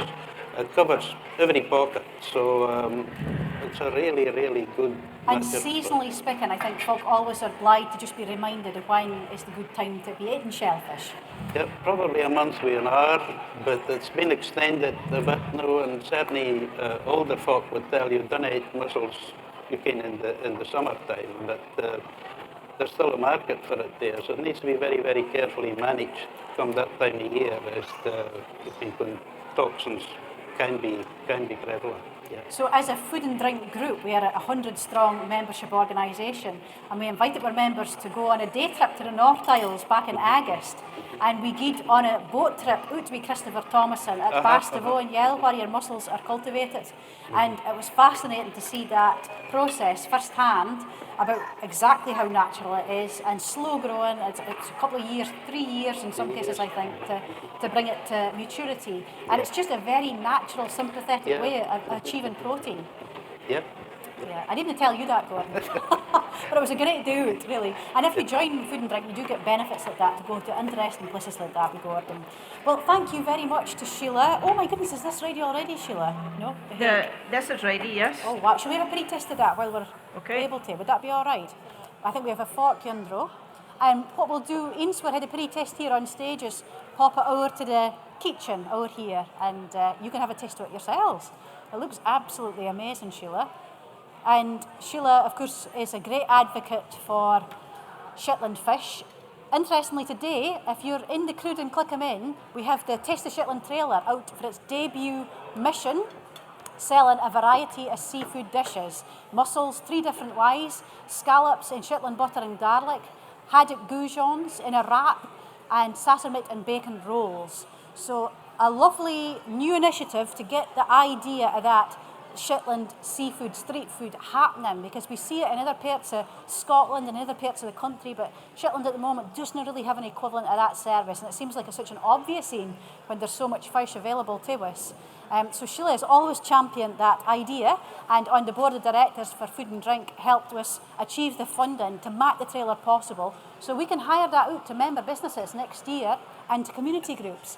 So if you can a local hall or a business that would like to use that facility, be in touch with us, and you can book it for anything you like at very favourable rates. So we'll have a slice of this. So that was hake, and was it other fish, Sheila? Tusk. That is one of my favourite underrated fishes, actually. Fish. We produced a poster, a 23 top species landed in Shetland earlier this year, that you can buy on our website, because Aberdeen goes to the fish shop and 90% of local fishmonger sales are haddock, and we all love a bit of haddock. I mean, there's nothing better, but there's other fish out there too. There are plenty more fish in the sea. So, delicious, so moist, absolutely beautiful. Lovely crumb, lovely crumb on that. We'll get it out to the tasting area so that you can taste it for yourself. That's the salmon being cut up there. Robbie, are you a big salmon cook and eat it? I eat a lot of salmon, yeah. Yeah, how do you like to eat it? I just like it roasted in the oven, just with vegetables and tatties. Yeah, it's simple good. is always good, isn't it? Yeah, delicious. Well, Scottish Sea Farms have kindly donated a whole salmon to our raffle. Island Botanicals have also given us a range of treats. To win those and other food-themed prizes, you can, what I'm going to say, buy a ticket here or online at 4 or 5 o'clock today. Now, it's back to our member market stalls here in Clickamin, and we're roving reporter Jane Moncrief.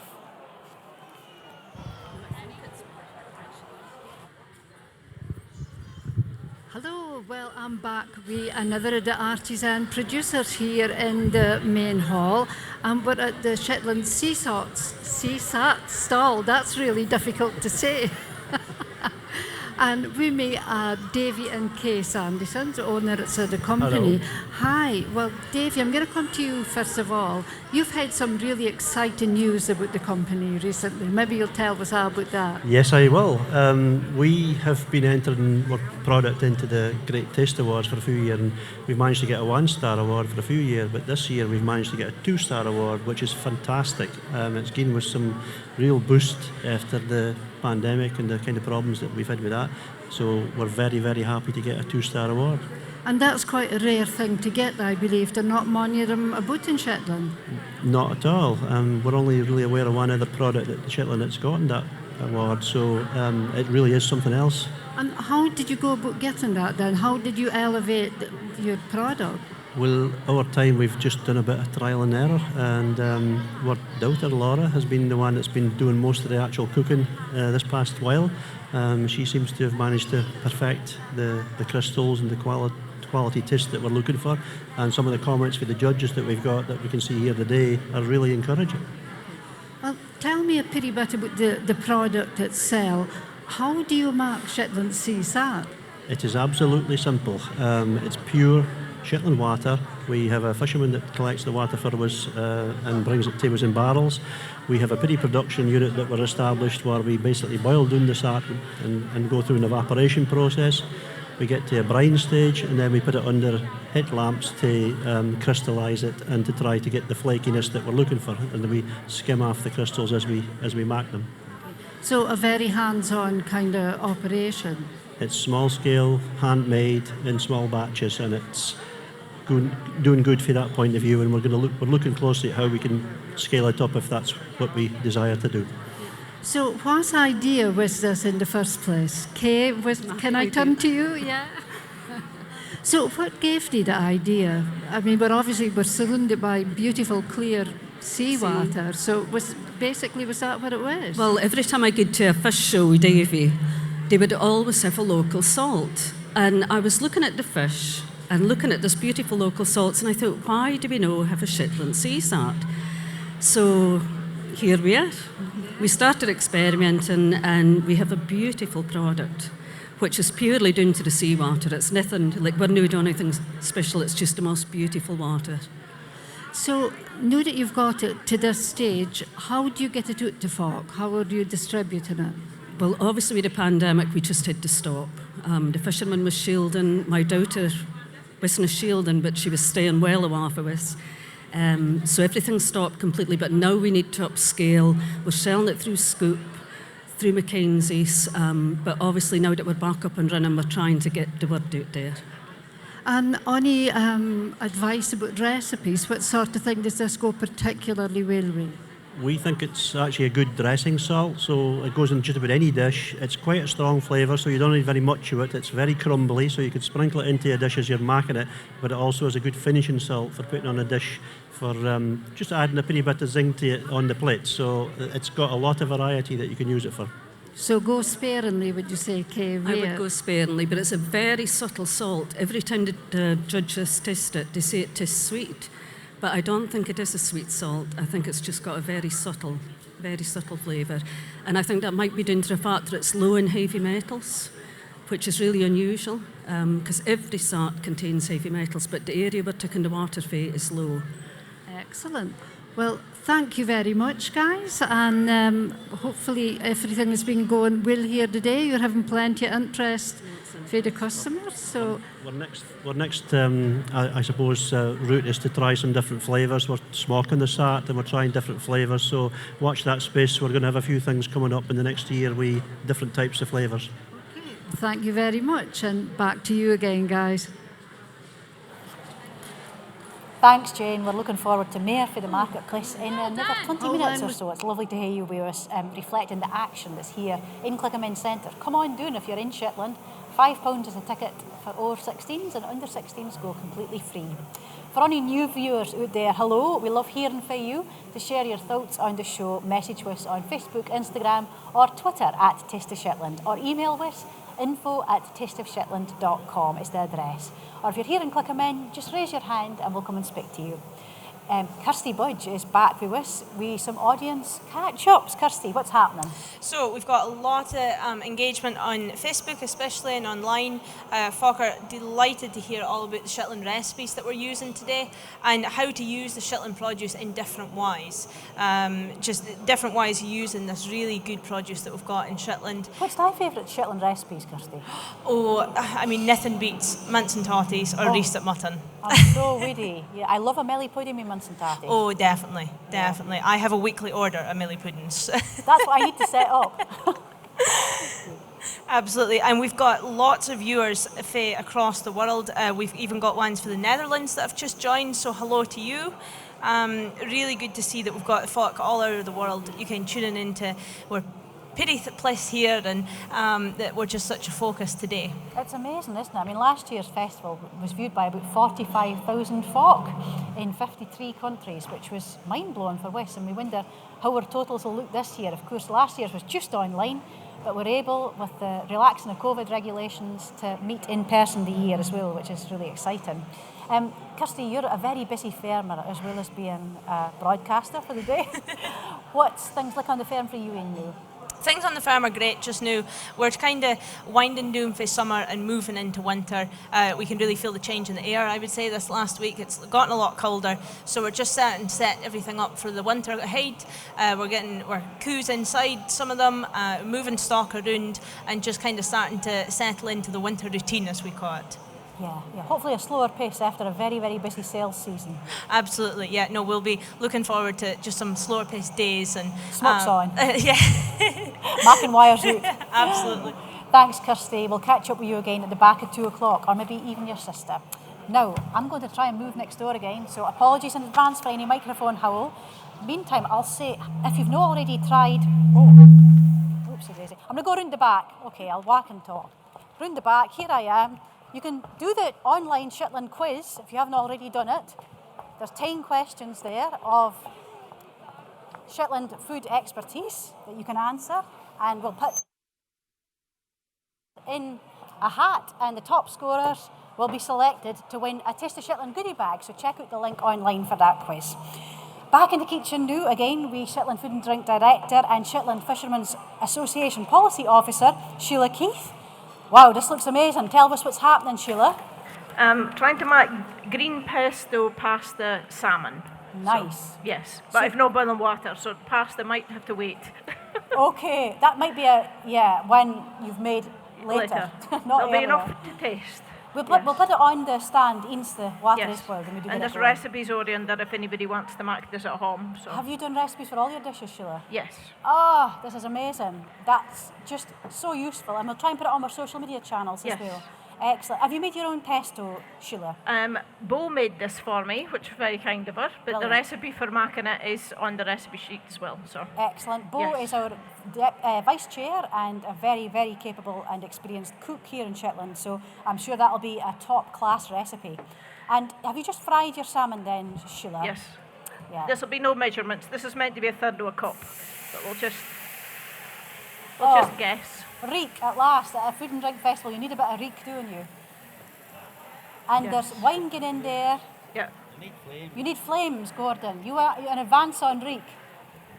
I don't know what the health and safety police would be saying about that, but it would be a nice idea. We did have one year at the festival where there was grills going a lot, and there was a lot of reek involved, but I think that was just too much for some folks, so yeah. But Sheila's brought an appropriate amount of reek to the table today, and in's gone the pesto, and the cream, and the wine. That's right. Excellent. And I'm trying to follow a recipe, but I can't find it where I'm at. Do you want me to read it for you, Sheila? It's okay. No. All under control? Yes. It's a good thing about making food is you can make it up as you go. That's right, yeah. You can make it right at home using the recipe. I'm a real recipe watcher. I go like you untried them, and I'm a bit lost without one. A bit of lemon juice. And is that kimchi we're going to have for it? Say again. Is that kimchi? No, is that paste, curry paste for your Curry mussels? paste with the mussels. That was with the mussels, yes. So in goes some lemon into that. Yum. What is not improved by a squeeze of lemon? That's probably not how to squeeze a lemon, but... It's good, does the job. It does Catch the job. pips. Indeed, yes. And do you cook lots of fish at home, Sheila?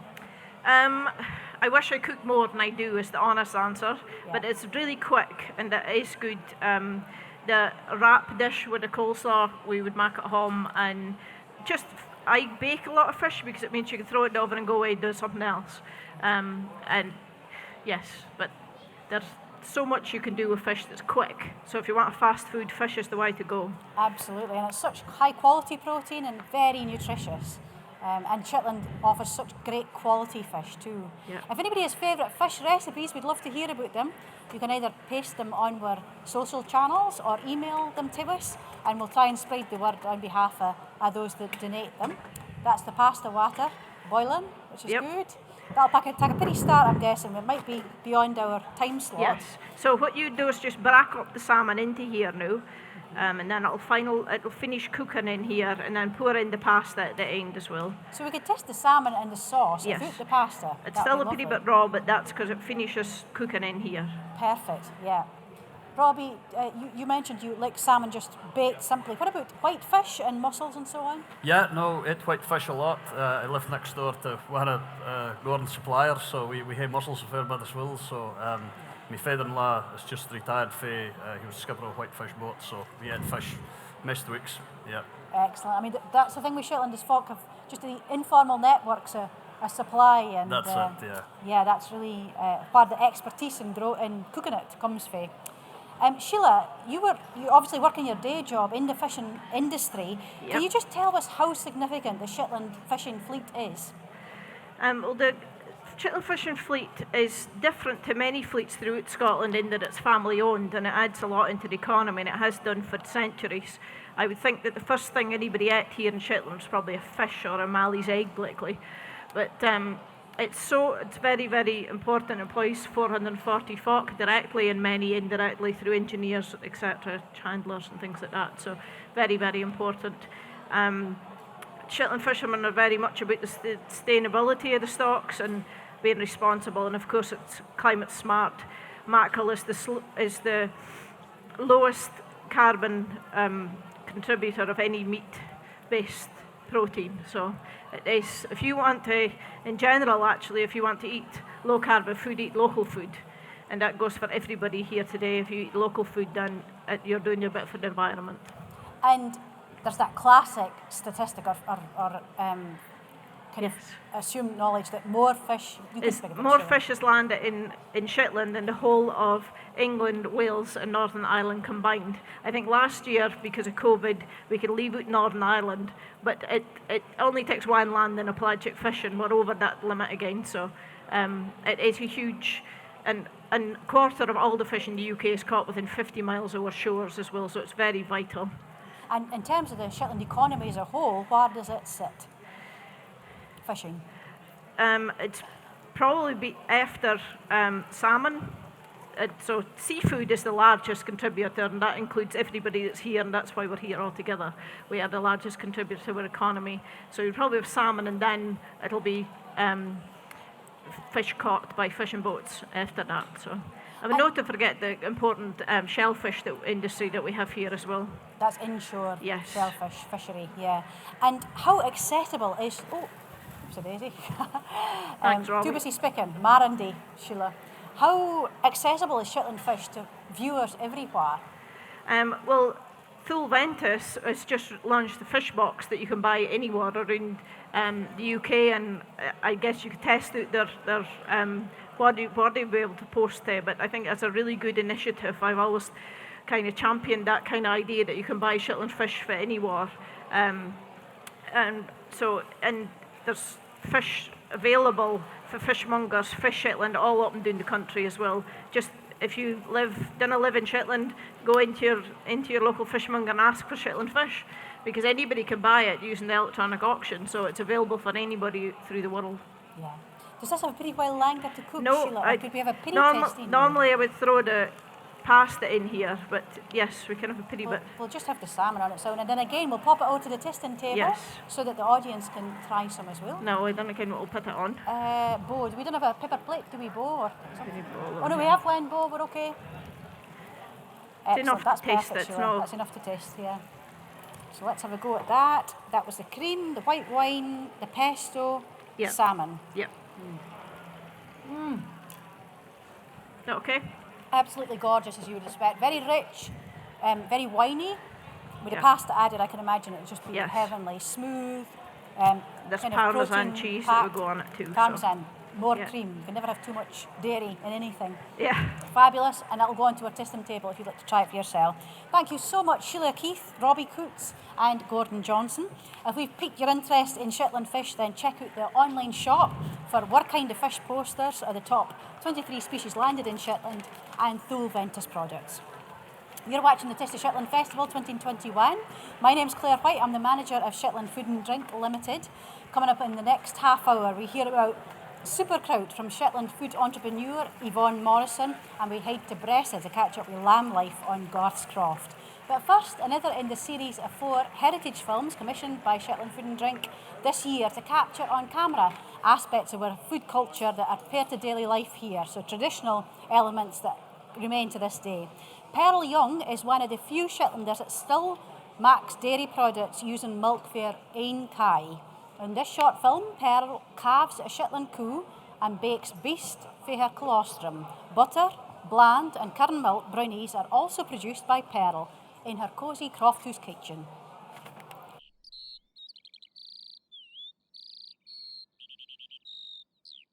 I live in West Esceld on the West Mainland, and we have several crofts. I love the seasons. My favourite season would be the spring, because that's when all the new life comes. I know it's nature, but nature can go wrong. Usually there's a sack of water that comes. Oh boy, I don't want the day cut off. He's living. Because he jumped back on me. Give a good push, Miriam, come on.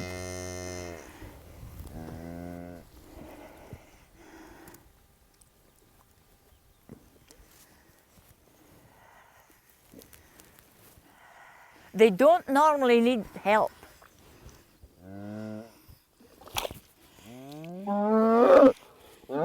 But the quicker you can get the calf out, then the quicker the misery is over for the cow. I would always give a wee hand to get it out quick. It's a boy. As long as it's living. My parents always had a Shetland cow. It's the traditional Shetland animal.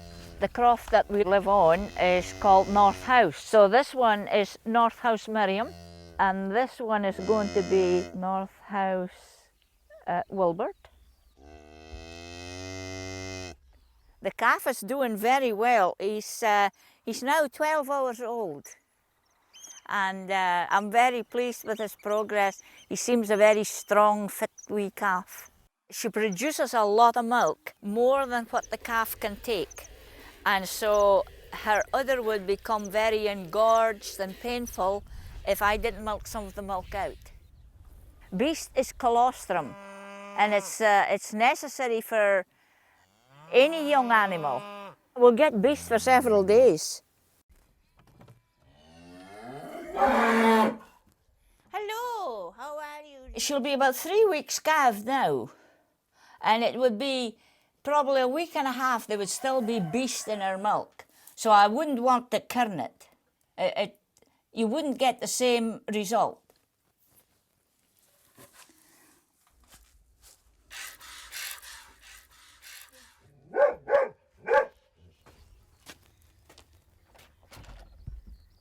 I'm straining the milk just in case there's any hairs or anything in it. We're going to cook some beast. We put it in the freezer so that we could keep it. Beast is the first milk you get from the cow. That's it. It's very yellow. You can make beast in 2 different ways. I'll put a wee bit of grease on this pie dish. We're going to do this one in the oven. And because it's the first beast and it's very yellow, I'll put a good bit of milk in it. It comes out like an egg custard. You can put some cinnamon in it. I'd put a wee bit of sugar. I would put about 2 teaspoonfuls in here. I learned all the things that you do with cow's milk in my own home where I grew up. I think it's important not to waste the milk that I'm getting for the coo. This has to stand to go run probably 3 or 4 days. But you can see it's set like a jelly. It's the run milk. And I'll get some cream off the jugs that's in the fridge. So as we get a wee bit more butter. I've wet the handle a bit so that the milk doesn't stick to it. And I scad down the thing with boiling water. And I go around the kern. Just put a bit of elbow grease doing it all. It's all clinging to the butter that's around the edges. I'm taking the butter off the kern, so I usually give it a wee wash and then set it in the fridge to stiffen up a bit. See the water coming white. Is it boiling now? Oh well, we can make the kerns soon.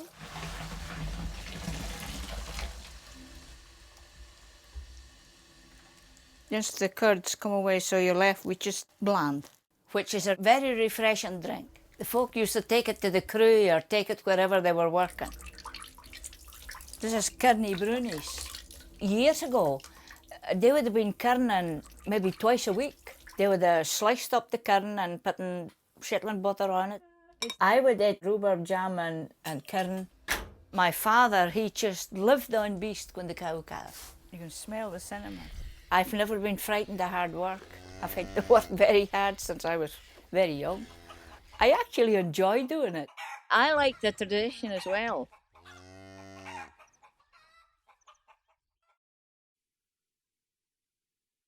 Absolutely beautiful. Tell us what you think of what you're seeing today. tasteofshetland.com on Facebook, Instagram and Twitter. At Taste of Shetland, or info@tasteofshetland.com is our email address if you'd rather write to us. Or just raise your hand here and click a men and we'll come and hear what you have to say. Now it's back to our member market stalls and our roving reporter, Jane Moncrief. Thanks, Claire. Hello again. Well, this time you find me with one of the newest producers in Shetland. This is Mark Wiggins, and you are the fun guy. I'm the fun guy, yeah. Now, when I came here first today, your stall was absolutely heaped, and almost everything is Everything's gone. I can only take in orders now. So, yeah, it's mainly our mushroom kits today, but also educating people about mushrooms and what they contain and how you can produce them in an environmentally friendly way and actually use more carbon than you would admit. So, and going on rubbish, basically. So you can produce food that's better for the environment, better for you, at less cost. So tell me what it is that you are growing and how you go about it. Okay, I'm growing various different sorts of mushrooms. Currently, I've got oyster mushrooms growing. And I use grain mycelium and sterilised straw, pack it into buckets. 4 weeks later, the bucket looks a bit like this. And then out the sides of the holes, you get mushrooms. And these are buckets that people will be throwing away. Straw is a byproduct from the agriculture industry. So yeah, so that's how you grow the oyster mushroom. I'm also growing king oyster mushrooms. Now, you had a couple of them here. Yeah, they were huge. Yes, yeah, king oyster mushrooms, you can grow them anywhere up to 200 grams for each mushroom. So they are big. They taste a bit like scallops, but a mushroomy scallop. And they keep their texture and their flavours a lot more. And you grow those slightly differently. If you want them to get the big fat stems like you would normally see, you would only half fill your bucket with a straw, and you wouldn't have any holes on the side. And that's to trap in carbon dioxide that they produce themselves as they break down the straw. And when they've got carbon dioxide, that fattens the stems, giving you a bigger mushroom. Now, as well as growing the mushrooms yourself, you also have this kits here. We've got the little kits, yeah. These are empty sweetie tubs that I got from a local shop that were going to be thrown away. And yeah, again, I pack them with sterilised straw and some of the mycelium, and people could take them home, put them on their windowsill. There's holes in the top, and out from the top come the mushrooms. And the beauty of them is when they've had a couple of lots of mushrooms, they can empty them, put in fresh soaked straw, put a bit of the old straw in, and off it goes again. Right. And they could do that 5 or 6 times before it then becomes too weak to produce any mushrooms. And you were also telling me that you are producing to order for the restaurants as well? Yeah, I'm dealing specifically with a couple of restaurants at the minute, but one may, for example, want 1 kilogram a week. So I will set aside the buckets that are going to produce 1 kilogram a week, and those mushrooms produced there will be only for that restaurant. So I will never run out. So if you're ordering mushrooms from me on a regular basis, I will always have the mushrooms for you. Well, that's very reassuring for the producers. And you've been here just a year in the Shetland with your family. So just a very quick answer, Mark. How have you been enjoying it? Oh, I love it up here. Yeah, it's brilliant. It's so chilled. It's so laid back. So yeah, that's fine. Well, that's great. Well, thank you very much. Thank you. And back to you again. Thanks very much, Jane. Thank you, Jane. We're looking forward to seeing you again in the marketplace at 2:30. Now I'm delighted to welcome to the stage a Shetland food entrepreneur who's appeared on BBC Dragon's Den and who has an inspiring business story to tell. Yvonne Morrison, founder of Good New Food. Welcome to the Taste of Shetland Festival. Thank you for having me today, Claire. It's great to have you here. Tell us about your business, Yvonne. So I started my company around 4 years ago. Sorry. Derek, are we okay for soon Are you on okay for Yvonne, sound? just before we continue speaking? Yeah? We're good. We're good. So yeah, I have a range of live fermented sauerkrauts, which are naturally fermented for 3 weeks, and I have created the flavours so that it has a fresher taste and more of a crunchy consistency. I started the business when I moved back from the States and started suffering from various health complaints such as eczema, blocked lymph nodes, fatigue, things like that. And I found out that I went to a nutritionist and she said the problem might lie in my gut. So from there, I looked into gut-friendly foods, and sauerkraut is something that I came across. But when I moved back to Scotland, there wasn't the same selection and variety of nice tasting sauerkrauts that there was in the States. So that's how I started to make my own and just develop the business from there. So they're called superkraut, and there are 3 varieties. This is turmeric and ginger, super greens with spirulina, and red hot firecracker. So Firekraut. Firekraut, Yeah, beg your pardon. firekraut. So these are the products, Yvonne. What about your business? How does it operate? So I'm based in Shetland, and I have an office in Scalwa, but my kitchens are in the Central Belt. So I was living in the Central Belt in Glasgow, and then I fell pregnant with twins not long after I'd started the business. And that's when we made the decision that we'd have to move home after I'd had the twins, just to have that family support. And you're a Shetland lass originally, I of am course. a Shetland lass, yeah. I'd been away for maybe 13 years, so it was lovely just to come back with my bairns and to bring them up here. But I'm able to run the company fae up here. I do have to go south every kind of couple of months just to check on the kitchens and check on my staff down there, but it runs well, touch wood, fairly smoothly. And it's incredible. You've launched this product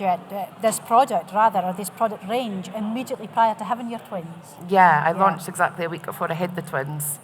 And then we moved home when the twins were a week old, so it was a busy month that month. I can't really mind it, to be honest. But And they are fantastic products. I mean, they've won quite a number of awards recently. Do you want to tell us about them? Yeah, so we got another Great Taste Award this year. And following that, we got a Nourish Award. So the Nourish Awards are like the UK's toughest health food awards, and won the gut-friendly and fermented food category for that, which was wonderful. And also best ethical product out of everybody that entered. So that was a big kind of win for the company, because especially in this day and age when environment, thinking about your impact on the environment as a food producer is really important. So that was a big win. And then just waiting to hear from next month how we do in the UK Quality Food and Drink Awards. Got nominated for the Small Producer of the Year, and also all 3 of them are in the fermented food final, which was lovely. So. Now, Yvonne, I generally tend to have a jar of this in the fridge, which I keep and serve with everything, from sandwiches to scrambled eggs to fish to meat, just depending on my mood and how much of a health kick I feel I need in any one day. But what kind of possibilities are there in terms of assembling these products in meals, in dishes? Yeah, they're quite big jars currently. So they the flavours are really unique from one another, which is what I tried to do with each one. So you can really have them with your eggs. You can have the turmeric and ginger with if you have scrambled eggs for breakfast. This one goes really good on a burger or plant-based burger. Or my painter just has it on sourdough toast, that kind of thing. And the super greens with spirulina has a kind of fennel-y taste to it. So it goes really well with your white meats and veg or salads, sandwiches, wraps, that kind of things. You just need a forkful. Although some folk at it half a jar at a time, but it's just a pretty forkful. And it's so good for you. That's another great plus side of it. Yeah, there's a lot more kind of research coming out on the benefits of fermented foods and how it impacts our gut health. So it's great to see that research coming out, because it's an area that's kind of spoken about a lot, but there hasn't been a lot of research done. But yeah, there's been a lot recently on how it can help curb inflammation and help immunity, which was great to see coming out. And what about that Dragon's Den appearance? What difference did that make to your business? It definitely grew the business a lot in terms of like brand awareness and also my online side. Because before I was just doing, I only had like one. I was really pity, like the company was like really pity and didn't have that much sales when I went on it. I don't know if I was just really kind of naive to it all at that point to kind of go on at that stage. But yeah, that really helped with the brand awareness and making the company more aware to other companies as well. Yeah, just increasing your profile, which is the name of the game, isn't it? What's it like, from a professional, personal point of view, running a business like this, a food business, which is based with you in Shetland, for a place like Shetland? Sorry, what's it like running a business for Shetland, a food business? Oh yeah. Oh, I love it. Yeah. I love it. And when we found out we were having twins and they kind of said, right, we'll have to move home, I kind of worked the business so that I can work it anywhere in the world, but being home in Shetland, and we do have connections to Edinburgh and Glasgow, so it's easy enough to get done, but you have the best of both worlds because you've got this lovely, kind of safe, a fantastic place to bring up your bearings, and a laid-back kind of lifestyle, but I can go to the city every other month and kind of get my buzz for that, but I love coming home again. Yeah, get a city fix, absolutely. And Shetland is desperate for folk to work in the hospitality sector and in food production as well, and also to start businesses like this, to add value to our incredible natural larder, because the resources are abundant, but arguably we could do with more businesses who are creating things from those rich natural resources. Absolutely. So hopefully that'll happen in time. Folk will be viewing and seeing what a great lifestyle you can have. I want to come here. I suppose also, where can folk buy these products? So UK-wide, I'm in over 100 delis, farm shops across the UK, Scotland, England, Wales. And I also have an online store that services the whole of the UK, just on my website, and that deliveries go out each week. And where do you see the business going or growing for here? This year we're just kind of growing into more outlets. So post-COVID, this last year I've been very much focused on the online side and growing the online business. And now that we're kind of coming out of that, then I'm getting focused again on getting more distributors on board and getting into more shops across the UK. So anybody that wants to stock your products would be very welcome to do so, presumably. Absolutely, yeah. That's brilliant. Such an inspiring business story, Yvonne, and a fabulous product. I can absolutely personally endorse it. And my favourites are, I think, the super kraut, fire kraut, and greens with spirulina. But everybody has their own favourite, don't they? They're equally wonderful, all of them. And I know turmeric and ginger is is it a bestseller? Is this one a bestseller? Yeah, it's a very good seller, that one. And I think a lot of people now are trying to eat it as like a pick-me-up, like a health kind of fix. It's just all natural ingredients, and which is. And as parents of toddlers, we need all the pick-me-ups we can get. I think it's a fine, easy one here. Well, thank you very much, Yvonne Morrison. Yvonne has recently joined Shetland Food and Drink as a member of the umbrella company of 100 companies and businesses that we promote. If you care about local food and drink and would like to be part of our ever-growing family, then please join with us. Membership benefits, fees, and the sign-up button are on tastyshetland.com. Now it's time to win for it again and Mac for Bressa. This time it'll be an edited version of a long-form film originally produced for Shetland Wool Week.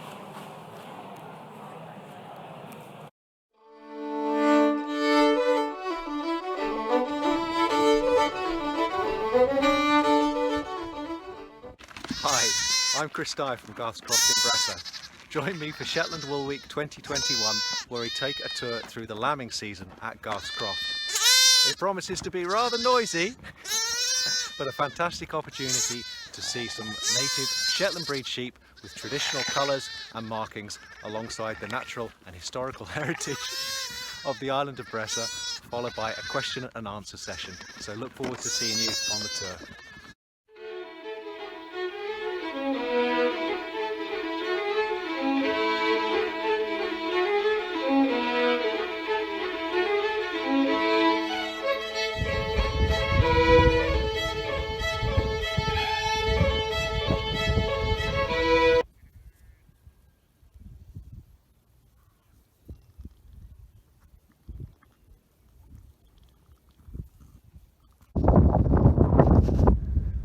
Second set of twins of the morning.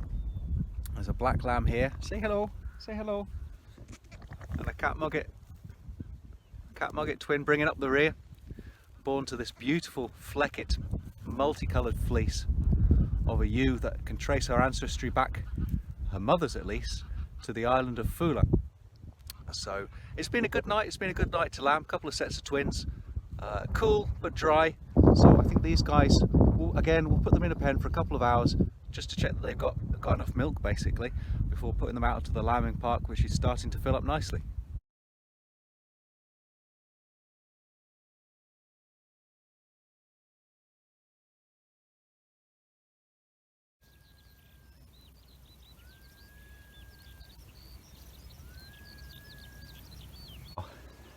Only a few left to lamb. A nice single this morning to a black ewe that's making off a good speed in the background. So we'll just get her down the hill. And it's another fine day. Mercifully little wind, dry, absolutely perfect lambing conditions.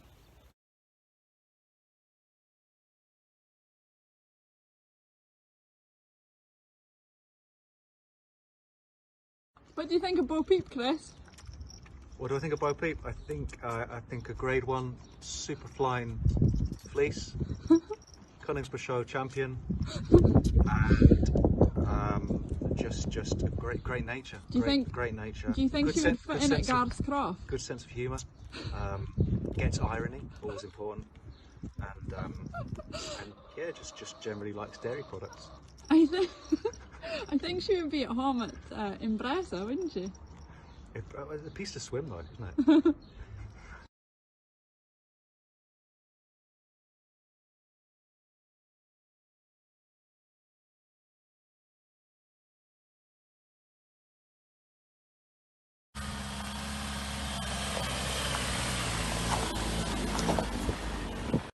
So you may well be thinking that we have arrived in the Caribbean rather than Shetland. Behind me is the island of Nos. Over 100,000 seabirds nest here every year. A fascinating tapestry of human history stretching back to Neolithic homesteads, Iron Age brochs, Viking longhouses and post-medieval dwellings. The island was last inhabited in 1939 and today is retained as a working farm. Through the summer season, Nature Scott employ 2 seasonal wardens who ferry visitors back and forth between Nos and the island of Bressa and undertake biological and botanical recording.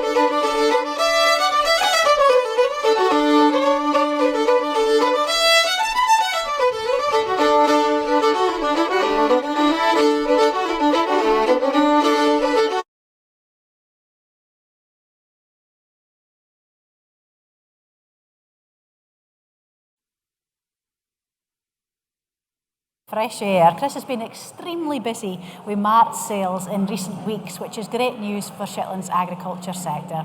It's the top of the hour again, which means it's almost time for more cracking music for the Cultivation band. Coming up in the next half hour, delicious Coleswick beef is cooked up before our very eyes, and Emma Leask of EJC Bakes gives us the inside track on how she ices her beautiful creations. But first, Cultivation band, head her going.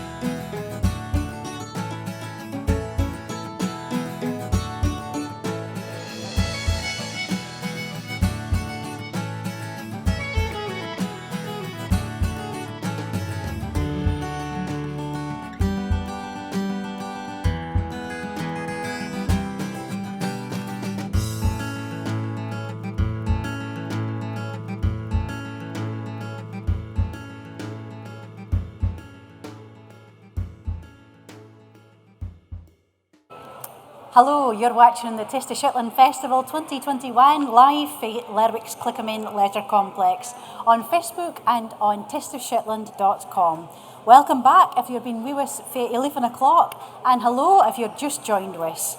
All 4 hours of festival content will be published on the Taste of Shetland YouTube channel after this live broadcast, so you can catch up there at your leisure.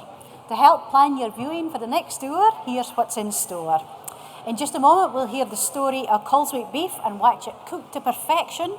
Then we'll be treated to a cake icing demonstration by Emma Lisk of EJC Bakes. Check out their Instagram page for beautiful creations. Shetland Deli will show us a hunt the scenes in their chutney kitchen, and we'll see the end products right here in Clickermain on their festival stall. Then it's cake decorating with Emma Lisk again, the Shetland Distillery Company's festive gin launch, and the announcement of our online quiz Taste of Shetland goodie bag winner. If we've any energy left after all that, we'll perhaps dance along to the Cullivo Band as we bid a fond farewell to this year's festival at 3 o'clock. Now though, we're back to the kitchen and Osla Jamwell Fraser, this time representing Coleswick beef. Welcome Osla. What are you cooking this afternoon? This afternoon I'm going to be cooking just a bit of Coleswick beef steak for you. And just speaking a wee bit about the importance of buying not only local but buying quality. We're hearing an awful lot at the moment about how bad red meat is for our health, how bad red meat is for the environment. But to be perfectly honest, if you live in Shetland, you can't be buying a lower carbon food than a good bit of red meat, because our lamb and our beef is some of the highest health standards in the world. And it's also the only kind of farming that Shetland land is actually suitable for. We are not a region where you can grow soybeans or avocados, so we should all be trying to shorten those supply chains, make them as transparent as possible, buy local, eat local, know your producer, because if you know who is producing your food, you know what's in it, you know what's on your plate, and not only are you supporting your local community and your local producers, you're also getting a much, much better product on your plate, both nutritionally and environmentally, and of course, importantly, in terms of flavour. If you're using the best quality you can possibly get and afford, then what you're getting on your plate is going to be much tastier.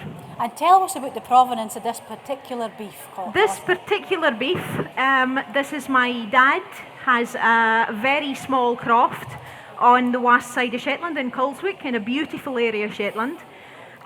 He has a very small herd of pedigree, high health Aberdeen Angus cattle. He knows each of those cows like it is a personal friend. They are really, really well looked after, and if you are going to eat meat, you should eat the very best you can get, and I would say that this is the best you can get. And which dishes do you think show this beef off to best effect? If you are eating quality meat, please stop begging about with it. If you are eating quality meat, you should be doing as little to it as possible, because you want the flavour of the meat. If you're having to put a lot of spices and a lot of different flavours in your foods, that is because your basic raw ingredients are not there. When you're eating quality, you want to taste it.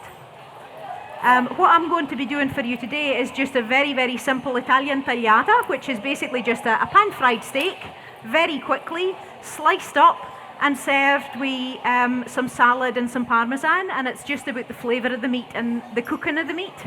And you been in Italy for a long while, Osla? Yes, I did. I lived and worked in Italy for about 17 years, and I would say that that is one of the main differences that I noticed, is that in the UK we have kind of lost our connection to what's on our plate. There, if you go along somebody for dinner, they will feed you the very most traditional thing that they can think of. It'll be something in season, it'll be something local, and it'll be something very simple, but it'll be about the sheer joy of coming together and appreciating what's local and what's in season and what's traditional.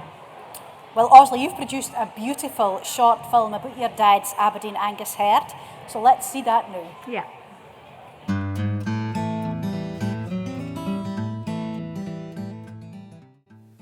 It's place we got the opportunity to take on. and it's a beautiful part of Shetland, and Aberdeen Angus will survive on pretty poor ground, and has the capacity to forage on that type of ground and rear a calf and still keep condition without extra feed. The calf is a very naturally reared animal, and that all helps with the flavour of the meat at the end of the day. It's very important that they're well fed and content. If you get them well fed and content, they'll thrive better. It's great to see them relaxed, even out in the fields, and that's very important to me. Yeah.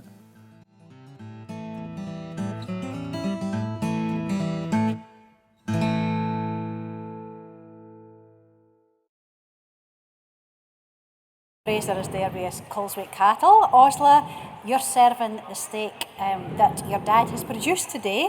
What are you serving it with? Well, today I am just serving, as I said, an Italian tagliata. It is a sirloin steak, what they would call in Italian controfiletto. It's the bit of the T-bone steak that's behind the bone. And I'm just tacking a very simple sirloin steak. I'm just pan frying it. The very most important thing you have to do is get your pan hot enough. If you get your pan hot enough and just make sure you're turning it a few times, get it out, get it rested, get it sliced up and serve it very, very simply. I would say that today I'm doing a steak for you, but if you are buying direct for the producer, very often what you're looking at doing, you can of course go to one of our excellent local butchers, but if you're going to one of the producers direct, you'll be buying a beef box. The Bigton Farm lasses are nodding over there. If you come to Dad, he'll be selling you 1/8 of a cow, which means that approximately you're getting maybe 4 packs of steak in there. The rest is mince, sacermet, roasts, sausages, all the things that are all the different parts of the coo. I'm cooking a steak for you today because it's very quick and easy to do in this kind of setting. But what I would really like to see folk doing is getting back to using the cheaper cuts. Kinding what to do with them, eating them in moderation because it's a lot fattier, but really getting good quality meat, eating less of it, but getting the kind of quality of meat that means that you're going to get good flavour for the fat, because the flavour, if the animal is reared properly and fed properly, the flavour is in the fat and it's in the bones.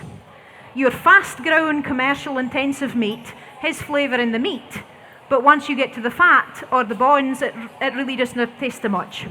And you have, in Shetland, the best access to excellent fish and excellent meat, apart from when you go to a supermarket. If you're buying your meat and fish in a supermarket, you've got high food miles and terrible quality. I'm just going to pop your meat in the frying pan there. And also, we're going to come back in about 20 minutes for the final hurrah on this dish because it looks amazing. And I can absolutely personally vouch for Sandy's meat. We have an 1/8 of a coo in our freezer, and we love working through the sacermet and the sausages and all the bits, the brisket, the top side. We find new recipes for every item we encounter as kind of very average cooks in our house. And it's a lovely journey of discovery for folk, actually. Yeah. So we'll come back and do that salad presentation just a wee bit later on. Meantime, we've the raffle running, did I mention that? Until 5 o'clock today, I just want to credit every business that's kindly donated a prize to that raffle. So I've got through an awful lot of them so far in the broadcast. A few still to mention. One night's bed and breakfast for 2 at Booster House Hotel, and a seabirds and seals trip for 2 on any scheduled Nos boat charter. To enter, buy a pepper ticket if you were stand over here and click them in. Or online, you can buy via the link. We'll post the winners' names on our social media channels and our website in the morning. Now, coming to the stage very soon, I believed was a cake icer. Bo, is Emma in the studio rather than here? Okay, I'm off to the studio in that case. Bye, we'll see you soon, Osla. And we're going to see Emma JC Bakes. Oh, Emma's not in the studio. Okay, Emma's not in the studio either, in which case that means we're coming back to that later on, yeah. So, yeah. Where is it, Annette? Oh, she's coming here. Okay, that's good.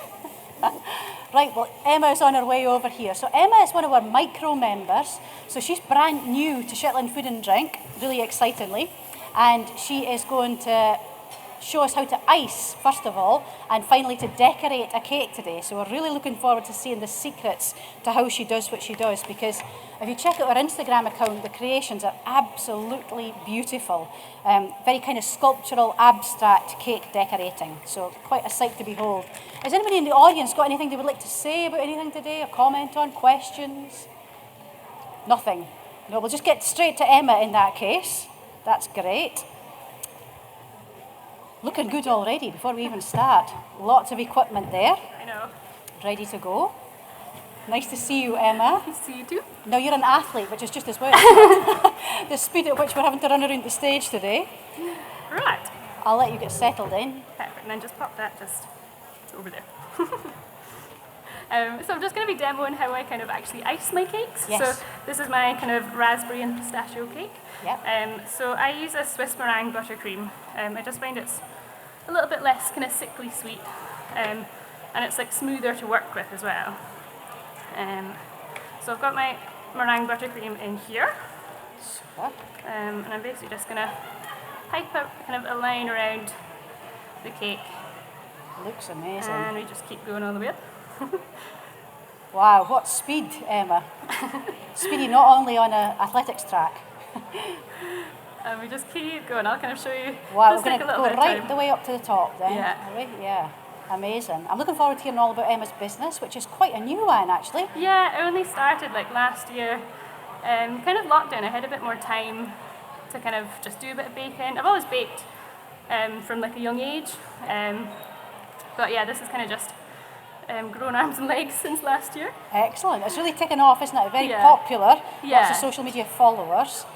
And how did you learn your skills, Emma? A mixture of just like YouTube videos, videos on like Line or on Instagram, and then kind of trial and error for some things. So I'm basically just piping this all the way up to the top, and I'll kind of show you what I do next. Brilliant. I can imagine there's some smoothing to come in this process. So I Although can there's a certain rustic charm about it just as it is. So, and then I just do a big blob on the top there. Now, have you baked the cake, Emma? Yeah. So this is all plain baked. sponge, is it? No, this is pistachio and raspberry. Sorry, I missed that if you said it earlier. It's pistachio and raspberry. Oh, wow, delicious. What I'm going to start to do is just kind of smooth out the top here. And just get Some it all. very rapid palette work there. I'm not too worried about getting the top totally smooth, because I'll show you in a second what I do after the cake has been chilled. So how long does it normally take you to make a cake from start to finish? It depends. It can be like anywhere between 3 to 4 hours. So obviously you've got to bake the cakes, let them chill, and then you've got to do all the decorating, depending on what you're kind of doing with the decorating. That can take a little bit of time. Yeah. And then I'm going to get my metal scraper here. What I'm going to do is I'm going to start off and hold it at a 90-degree angle, just to get the kind of sides nice and straight. Wow. And you just keep going. Now this bit is the bit that takes the longest. I probably don't have enough time to actually kind of totally finish doing this cake. But you just keep going until you're happy that the sides are nice and straight. Lovely. And how do you come up with the designs? A little bit of kind of like inspiration from like Instagram or kind of online Pinterest. I'm going to change the angle of my scraper a little bit now, just to kind of smooth out a bit more. And now you can see there are gaps that I'm going to kind of use my piping bag just to kind of fill in those gaps a little bit. Like I say, this can take me like anywhere between kind of 20 to 30 minutes to get this kind of bit actually done. It's a bit of an artificial situation here, isn't it, Emma? You're Yeah. not doing as you would ordinarily. But I'll show you one I have done earlier. Yes. But basically just filling in the gaps there. And I would continue just to keep kind of scraping, filling it all in until I got it nice and smooth. And I'm quite a perfectionist, so this bit I could do for ages. Forever. So like so this like I'm not happy with that. I would keep going and keep going and keep going. I don't know how much time I've got left. We've got about, let me see, but actually just right on time. That's perfect in terms of moving to the next stage later on, because you're coming back in 20 minutes to decorate the cake, aren't you? Yeah. Is the cake here, the other one? Let's have a look, just there. I'll show you. So obviously I would keep going with this and keep smoothing until I was happy that it was smoother there. And now you can see there is a bit of a lip on the top there. What I do, here's one I did earlier. So that one is obviously a lot smoother around the sides, less air bubbles. This one has been chilling in the fridge. What I do is just take a sharp knife, run it around the top here. And then if I just take my knife and just slide this off here, pop those bits of buttercream in.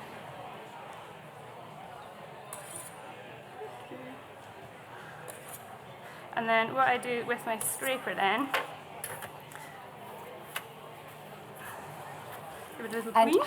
You've done the dye, presumably, of the icing. And, yeah. So it's all been coloured. And then it basically just kind of smooth out the top there until you get nice sharp edges.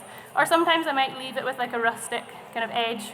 That one, obviously, I would do a lot more work on it.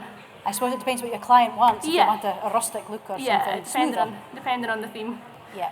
This is going to be the back of the cake because I've done to it getting out of the fridge. But that is basically what I do. Absolutely amazing. I'm sure we can't wait to see that decorated fully just shortly in the rest of the show. So if, like EJC Bakes, you are a new food and drink business with a turnover around £10,000, you can join our organisation as a micro member at a preferential rate to access networking and training opportunities, support emails and free public event entry to stuff like this.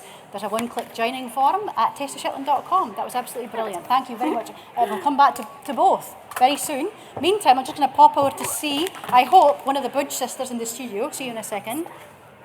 Hello, Amy. Hi. Oh, wow, it's all happening in this last hour of the programme, isn't it? Hello to any new viewers out there. A reminder, Amy is here to update us on what the audience are saying on Facebook, Instagram, Twitter, at Taste of Shetland. info@tasteofshetland.com is the email address. Amy, what's the latest?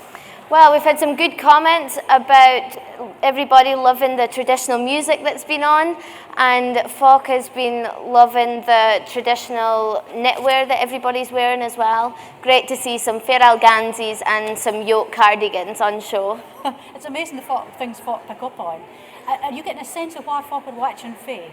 Yes, it's completely worldwide. We've got viewers from Australia who are actually going to sleep now, obviously.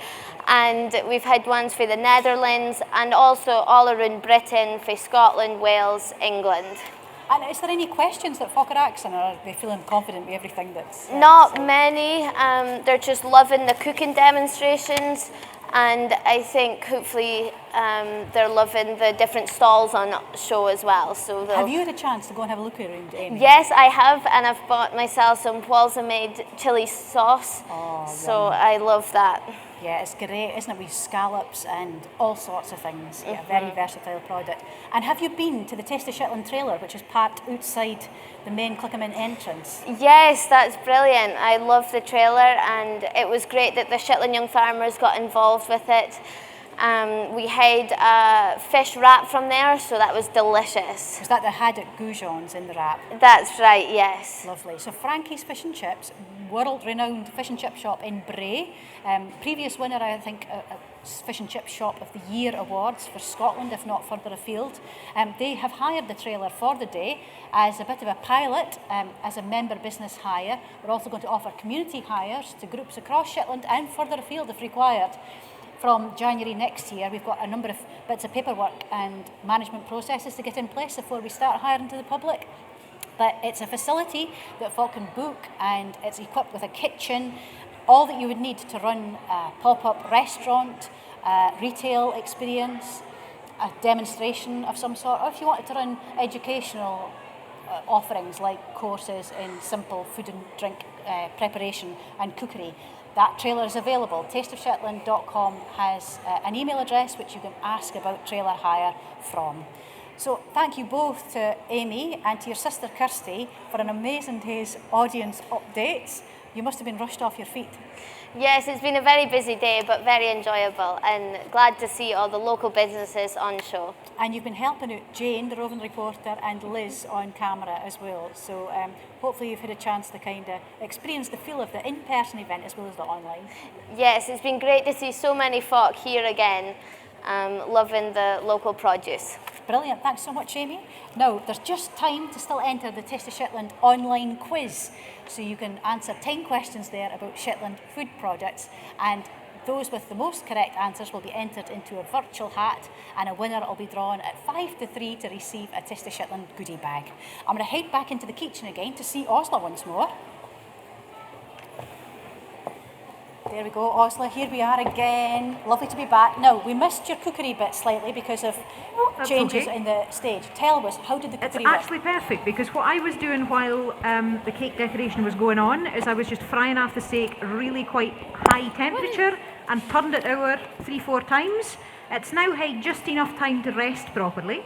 Now, for many folk in Shetland, this is going to look a bit bloody when I cut it up. But really, the cooking of a steak is just a personal taste. A lot of folk says, oh, didn't do it well done, you'll completely beggar the meat. But that is really just a personal preference, especially when you're working with a good bit of steak that has nice marbling through it. Because if you have decent marbling in your meat, you will be able to cook it much farther without it being dry. It'll still be moist and tasty because the fat will keep it moist and tasty. If you take a really lean piece of meat and you cook it really hard, you will end up with a shoe sole. So what I've done here is I've just cooked it off. You can see it's nice and brown there. And I've let it rest. Importantly, let it rest. Then transfer it over onto my chopping board. And tagliata in Italian just literally means cut. It is a steak that you have just sliced up before putting it on the plate. So that's exactly what I'm going to do. And just keep it nice and slim little slivers of steak. And I would say that for a sirloin steak, you can see this is a reasonably standard size sirloin steak, I would be looking to feed probably 2 folk onion. Yeah, it's good size, isn't it? Yeah, it's really good size. And I mean, so even the more expensive cuts, don't go for quantity, go for quality. It's better to eat less, but to eat really, really well. And then I'm just laying it here on a bed of rocket. This is how you would serve tagliata in Italy, just on a very simple bed of rocket, no dressing, no mucking about with it, just some really good quality olive oil. Olive oil, again, is quite expensive, but you are not buying it as a cooking oil, you're buying it as a dressing. You should be able to taste it. It should be peppery and lovely, fresh taste. That's an excellent quality one I got for Scoop. We have a fantastic shop here locally that we can get that for. Then I'm just going to sprinkle it with a tiny bit of our fantastic Shetland sea salt, just at the last there. Grinding a pepper. Another tiny drizzle of olive oil over your meat. And then Parmesan shavings on top of that there. And here I've got on the plate as well some of the lovely Shetland Deli tomato and chilli relish. They're up Heliar relish, which goes fantastically with red meats. And I'm just going to add a few fresh chopped cherry tomatoes, and that is it. That is all we are doing to that. Really you would simple. eat that maybe with a plain boiled tatty. You can put some bread on the side. You can eat it just as is with salad, with a rocket underneath, and that's it. Wonderful. No need to do anything else to it.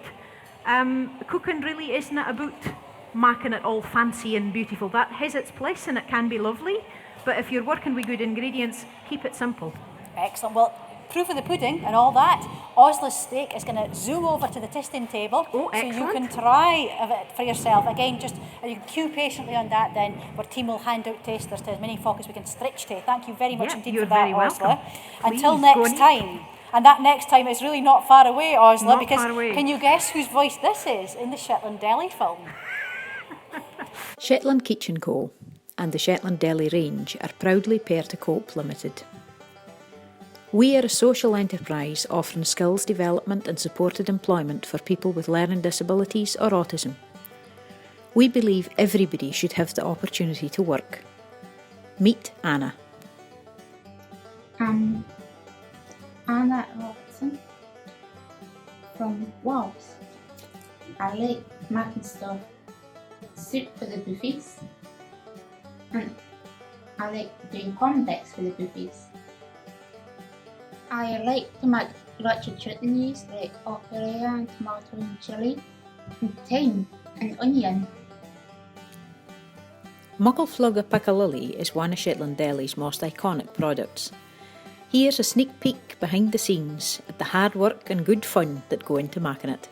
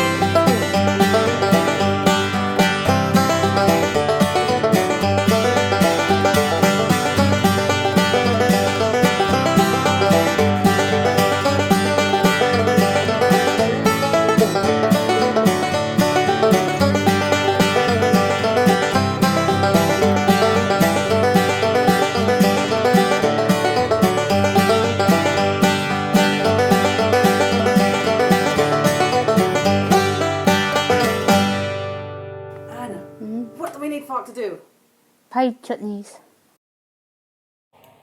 Good advice for Anna there. You can buy Shetland Deli and Mackenzie's Farm Shop chutneys at the tastyshetland.com shop, together with a range of food and gift items produced by our member businesses, some of whom are trading here in Clickaman today. And so it's back to our roving reporter, Jane Moncrief, to find out what's happening in that marketplace. Jane.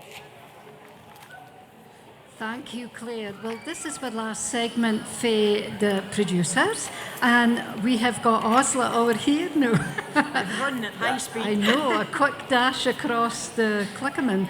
And we were going to say the many hats of Osla's, but I think it's the many pennies of Osla's. So tell us also what your job is here at Shetland Deli.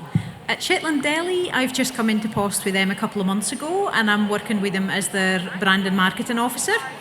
And it's just my job to make a lot more noise about Shetland Deli and Cope Limited in general, because it is important that folk remember that Shetland Deli is a range of products produced by Cope Limited, which is a social enterprise and registered charity here in Shetland. We've been around for many years, since 1998. And we work with folk with learning disabilities and autism spectrum disorders, adults, offering work experience, skills development and supported employment opportunities, because we believe that everybody should have the opportunity to work. Well, we have some of the staff and participants. A hunt was here now, and a whole range of the goodies that you produce. So maybe you could talk us through some more. Yeah, I mean, we have our staff. We have Hayley, who's one of our participants, and we also have two of our fabulous support workers who are just amazing. And the whole range of products that they make. We do carrot and cardamom relish, which is kishi. Then we have tomato and chili relish, which is the one I've just used on the demonstration kitchen there, up Helia, tomato and chili relish.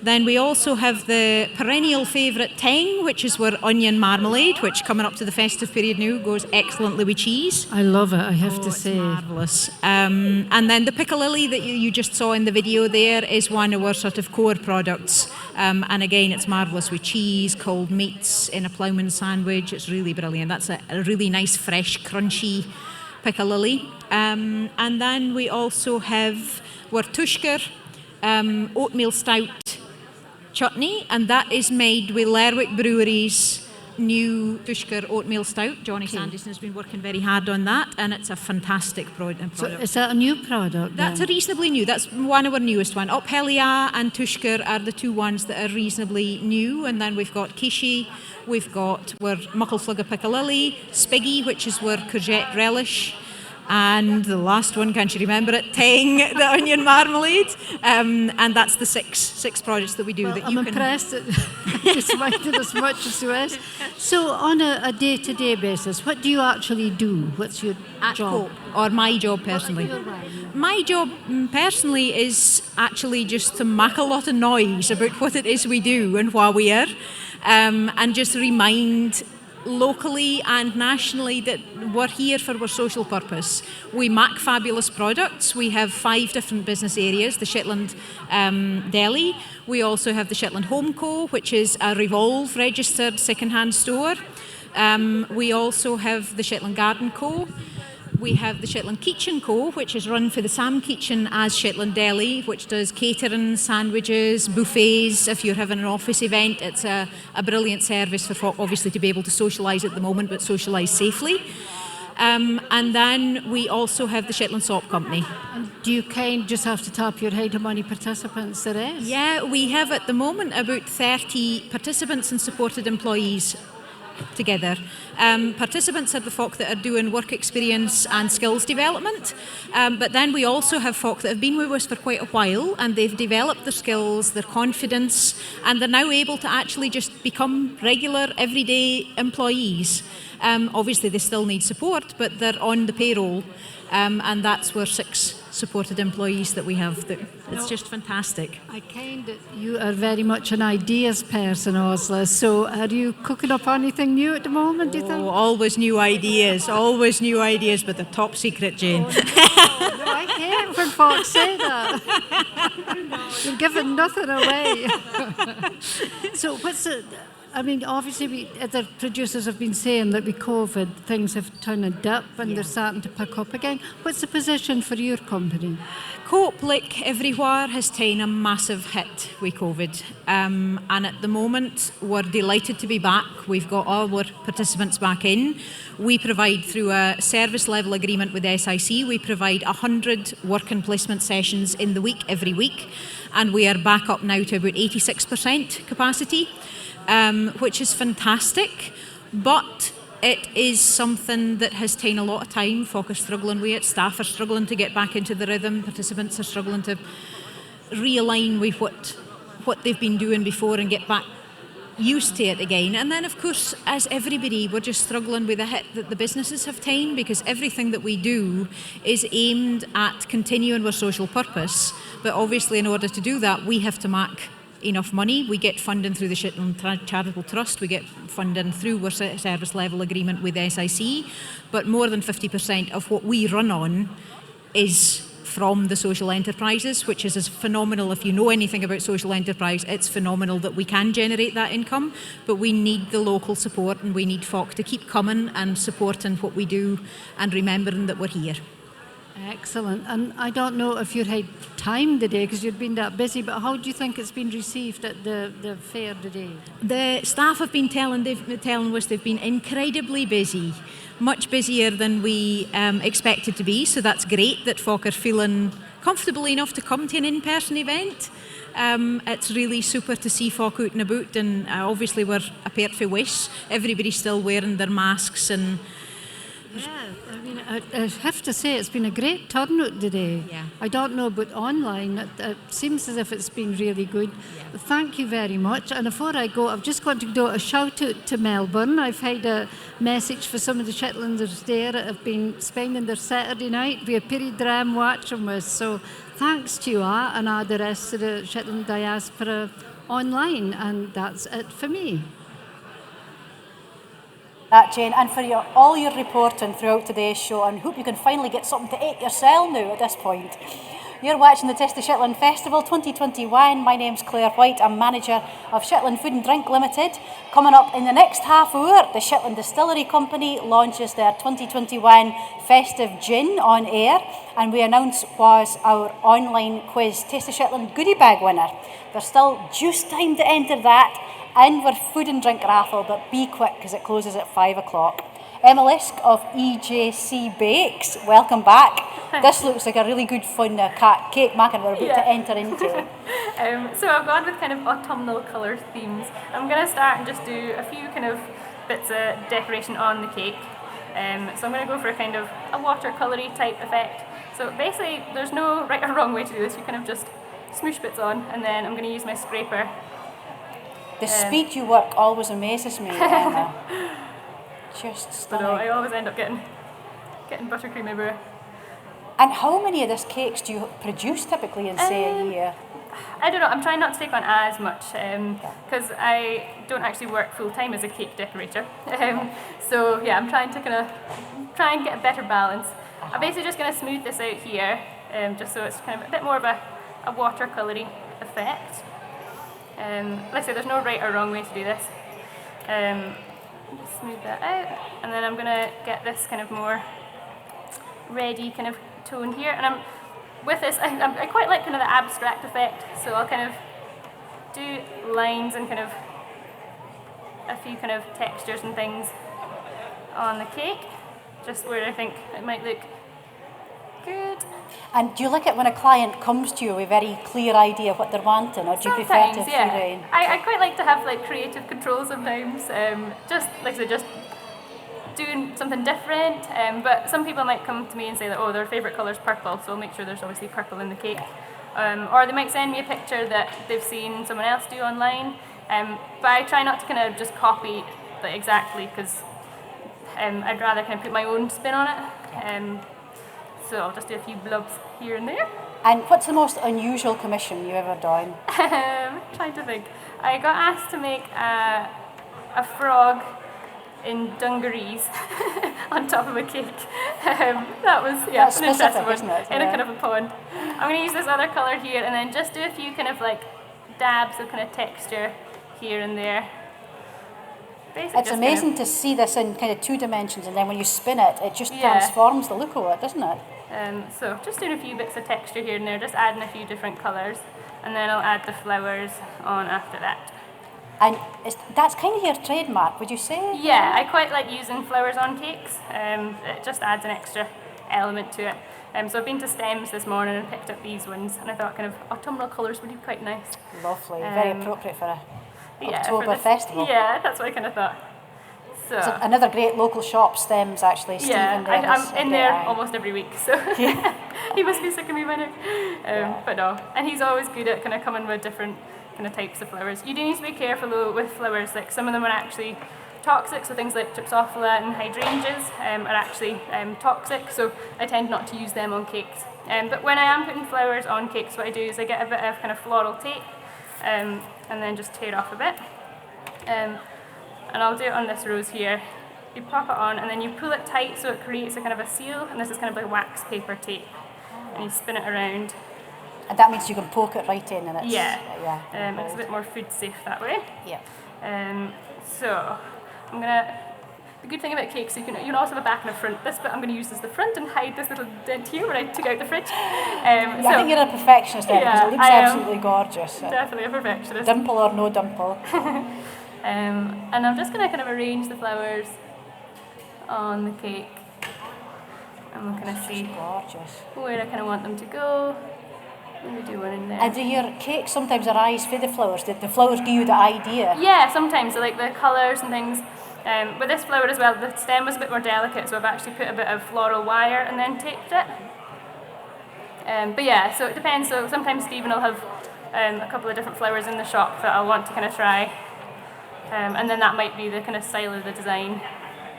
What do you think about Shetland and bacon generally? There's so many talented bakers in Shetland. Like, I'm just one of just a few. Like, there's loads of people. And I don't know, with lockdown, I think more people have been able to do a bit of baking, or just have a bit more time. But yeah, I'm kind of one of many. And I think with things like Sunday teas, like people in Shetland are always baking.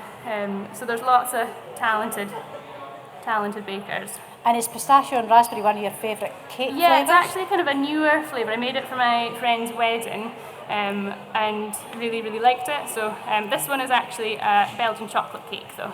Nice. So I tend to kind of just have a look and see where I want to add the flowers, any kind of bits that... And you're just instinctively doing this, you've no planned it out? No, yeah, I'm just winging it. But you can kind of see spots where you might want to add a few extra bits. Maybe a few spaces that are maybe... you mentioned, Emma, that you actually work you don't work full-time as a cake maker. Yeah.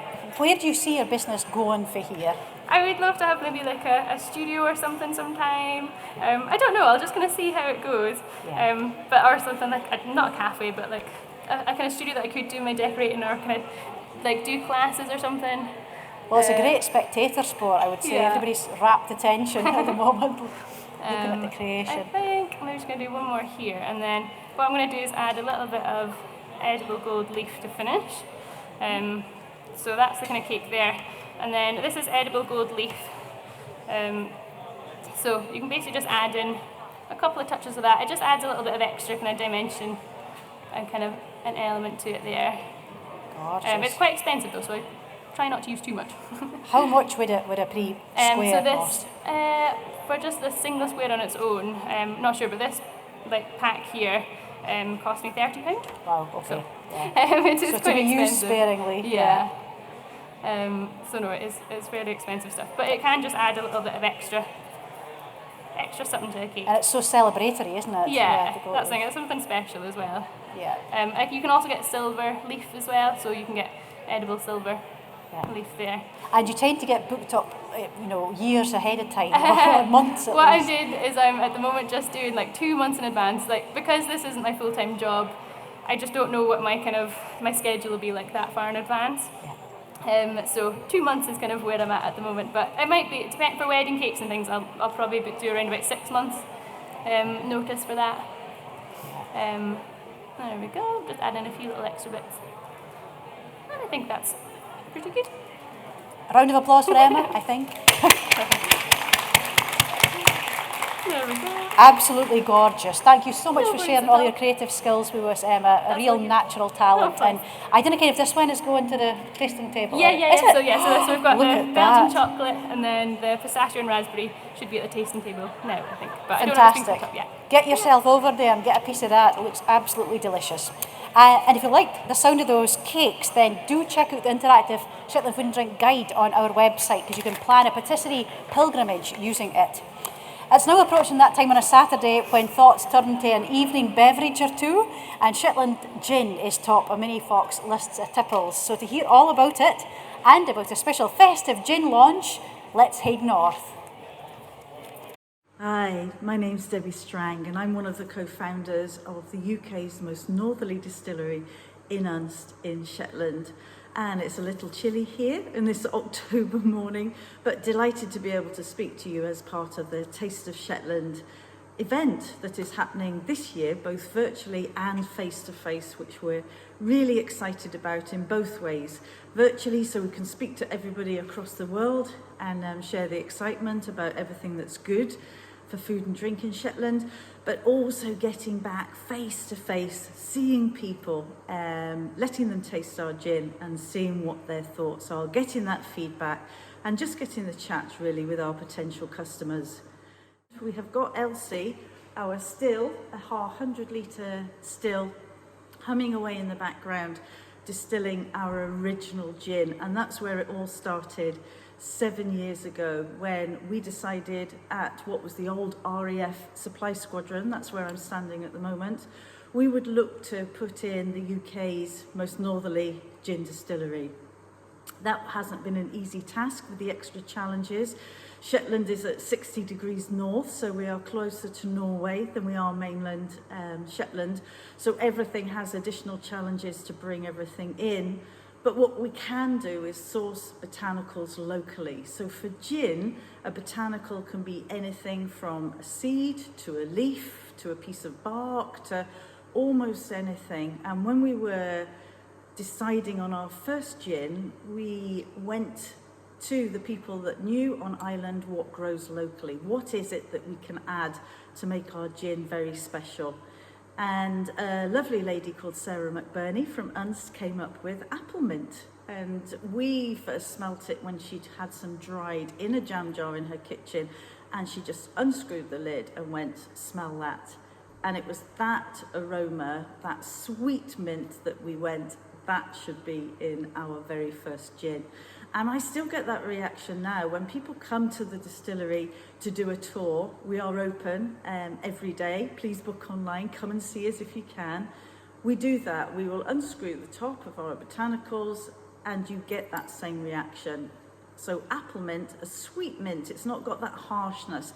And what it does to our original gin is it gives it a clean, fresh taste. So it doesn't make it taste minty, just gives it that real fresh, clean taste, which is what we were trying to get as part of the development of our very first gin.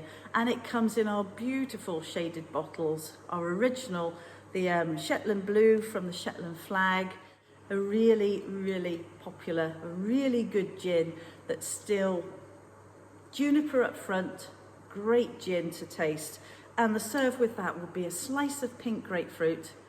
In COVID, we had an opportunity, of course the distillery was shut, we had an opportunity to really think about the gins that we might do going forward and actually the time to prepare them, because when we're creating a gin, we don't do it in a still on this size. We use a much smaller version and create lots of different varieties to see where we're going with different taste profiles. So we thought, could we put a touch of coffee? And we do use the ground coffee from a Highland roastery, Cairngorm Leaf and Bean.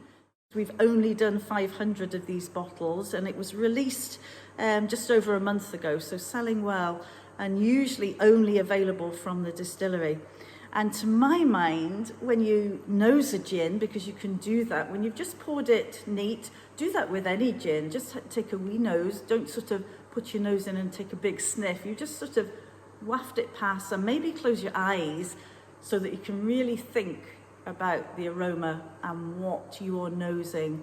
And with the gin bean, as we've called it, the coffee, to me, is really up front. It's really obvious that it's a coffee gin.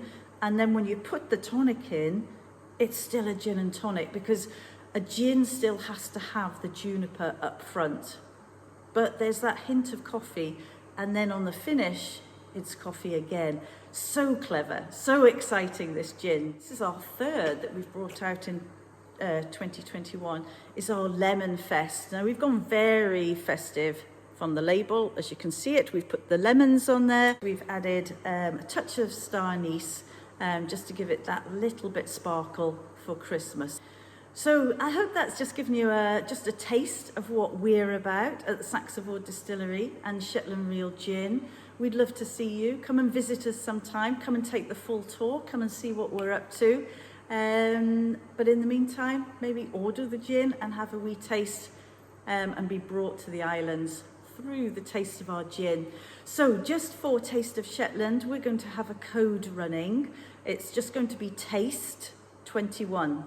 Taste 21, all capital letters, TASTE21, and that will take off your postage and packing from this very distillery. So it's normally $5.95 a bottle for the postage and packing. With Taste 21, it will take away that $5.95 for every bottle you order. So just a little bit of a treat for those who are tuning in for the Taste of Shetland event. Cheers! Strang of the Shetland Distillery Company with Christmas shopping motivation. Some lucky soul will win a bottle of Lemon Fest gin in our raffle. You could be that person, or someone could win a Frankie's Fish and Chip voucher or a Helen Robertson knitted Sunday tea if you buy or sell some tickets at 4 or 5 o'clock today on our website tasteofshetland.com or on our social platforms. We'll post the winner names on our online platforms the morning when we're doing the draw. Well, folks, that's almost the end of the Taste of Shetland Festival 2021, which is unbelievable. It's flown past. We've a few important things to say before we close today. Thanks, first of all, to the amazing folk that helped pull this event together. Our festival sponsor, Scottish Sea Farms. Our Shetland Food and Drink Limited funders, Scotland Food and Drink, Shetland Islands Council and Highlands and Islands Enterprise. Our contributors, everybody that's appeared on screen in Cluckamin, donated a film, donated a raffle prize, or provided a stall or refreshments. Thank you for your invaluable input. Our production team and volunteers, Marion Armitage, Mary Andreas, Joanne Williams, Jane Moncrief, Bo Simmons, Annette Smith, Neil Beattie, Elizabeth Attia, Amy Budge, Kirsty Budge, Alexander Armitage, Deepa Shah, Jonathan Boulter, Celia Smith, Kelly Knowles, Damien Leach, and RNLI and Lerwick Amateur Swimming Club volunteers. Our technical team, Andy Stephen, Ian Waddle, Liz Musser, JJ Jimison and Derek Hendry. Our Shetland Food and Drink Limited board members and member businesses, the Cluckamin Leisure Complex team, and most of all of you for watching. Please tell us what you've thought of what you've seen today. Our full 4 hours of festival content will be published on the Taste of Shetland YouTube channel soon, so if you've liked what you've seen, you can sign up to the Shetland Food and Drink newsletter via our website. All that remains now is to declare our winner of the Shetland Food and Drink online quiz, who will receive a penny, a tea tool, a tote bag, a recipe booklet and a What Kind of Fish poster. Marion, whose name has been picked out the virtual hat? So the winner is Rachel Jackson, who is actually here at the moment. Oh, Rachel Jackson. Do you want to come and collect your prize? Are you here, Rachel? I think she's... It would be lovely to see you. Oh, you out by maybe. We'll hunt her down. Rachel, are you coming up? Okay, that's great. It'd be good to see you, Rachel. We can do a quick handover. Well done. You are a Shetland Food and Drink brain box. Well done. Excellent. So all that remains to say is, for the last time today, Cullivo Band, take it away and cheers for now. Thank you.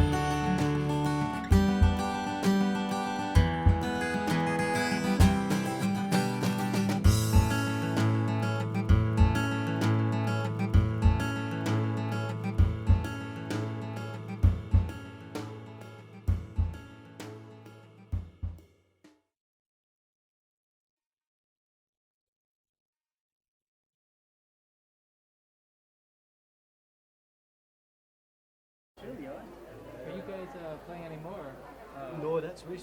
Yeah. Cool. Well, thanks very much for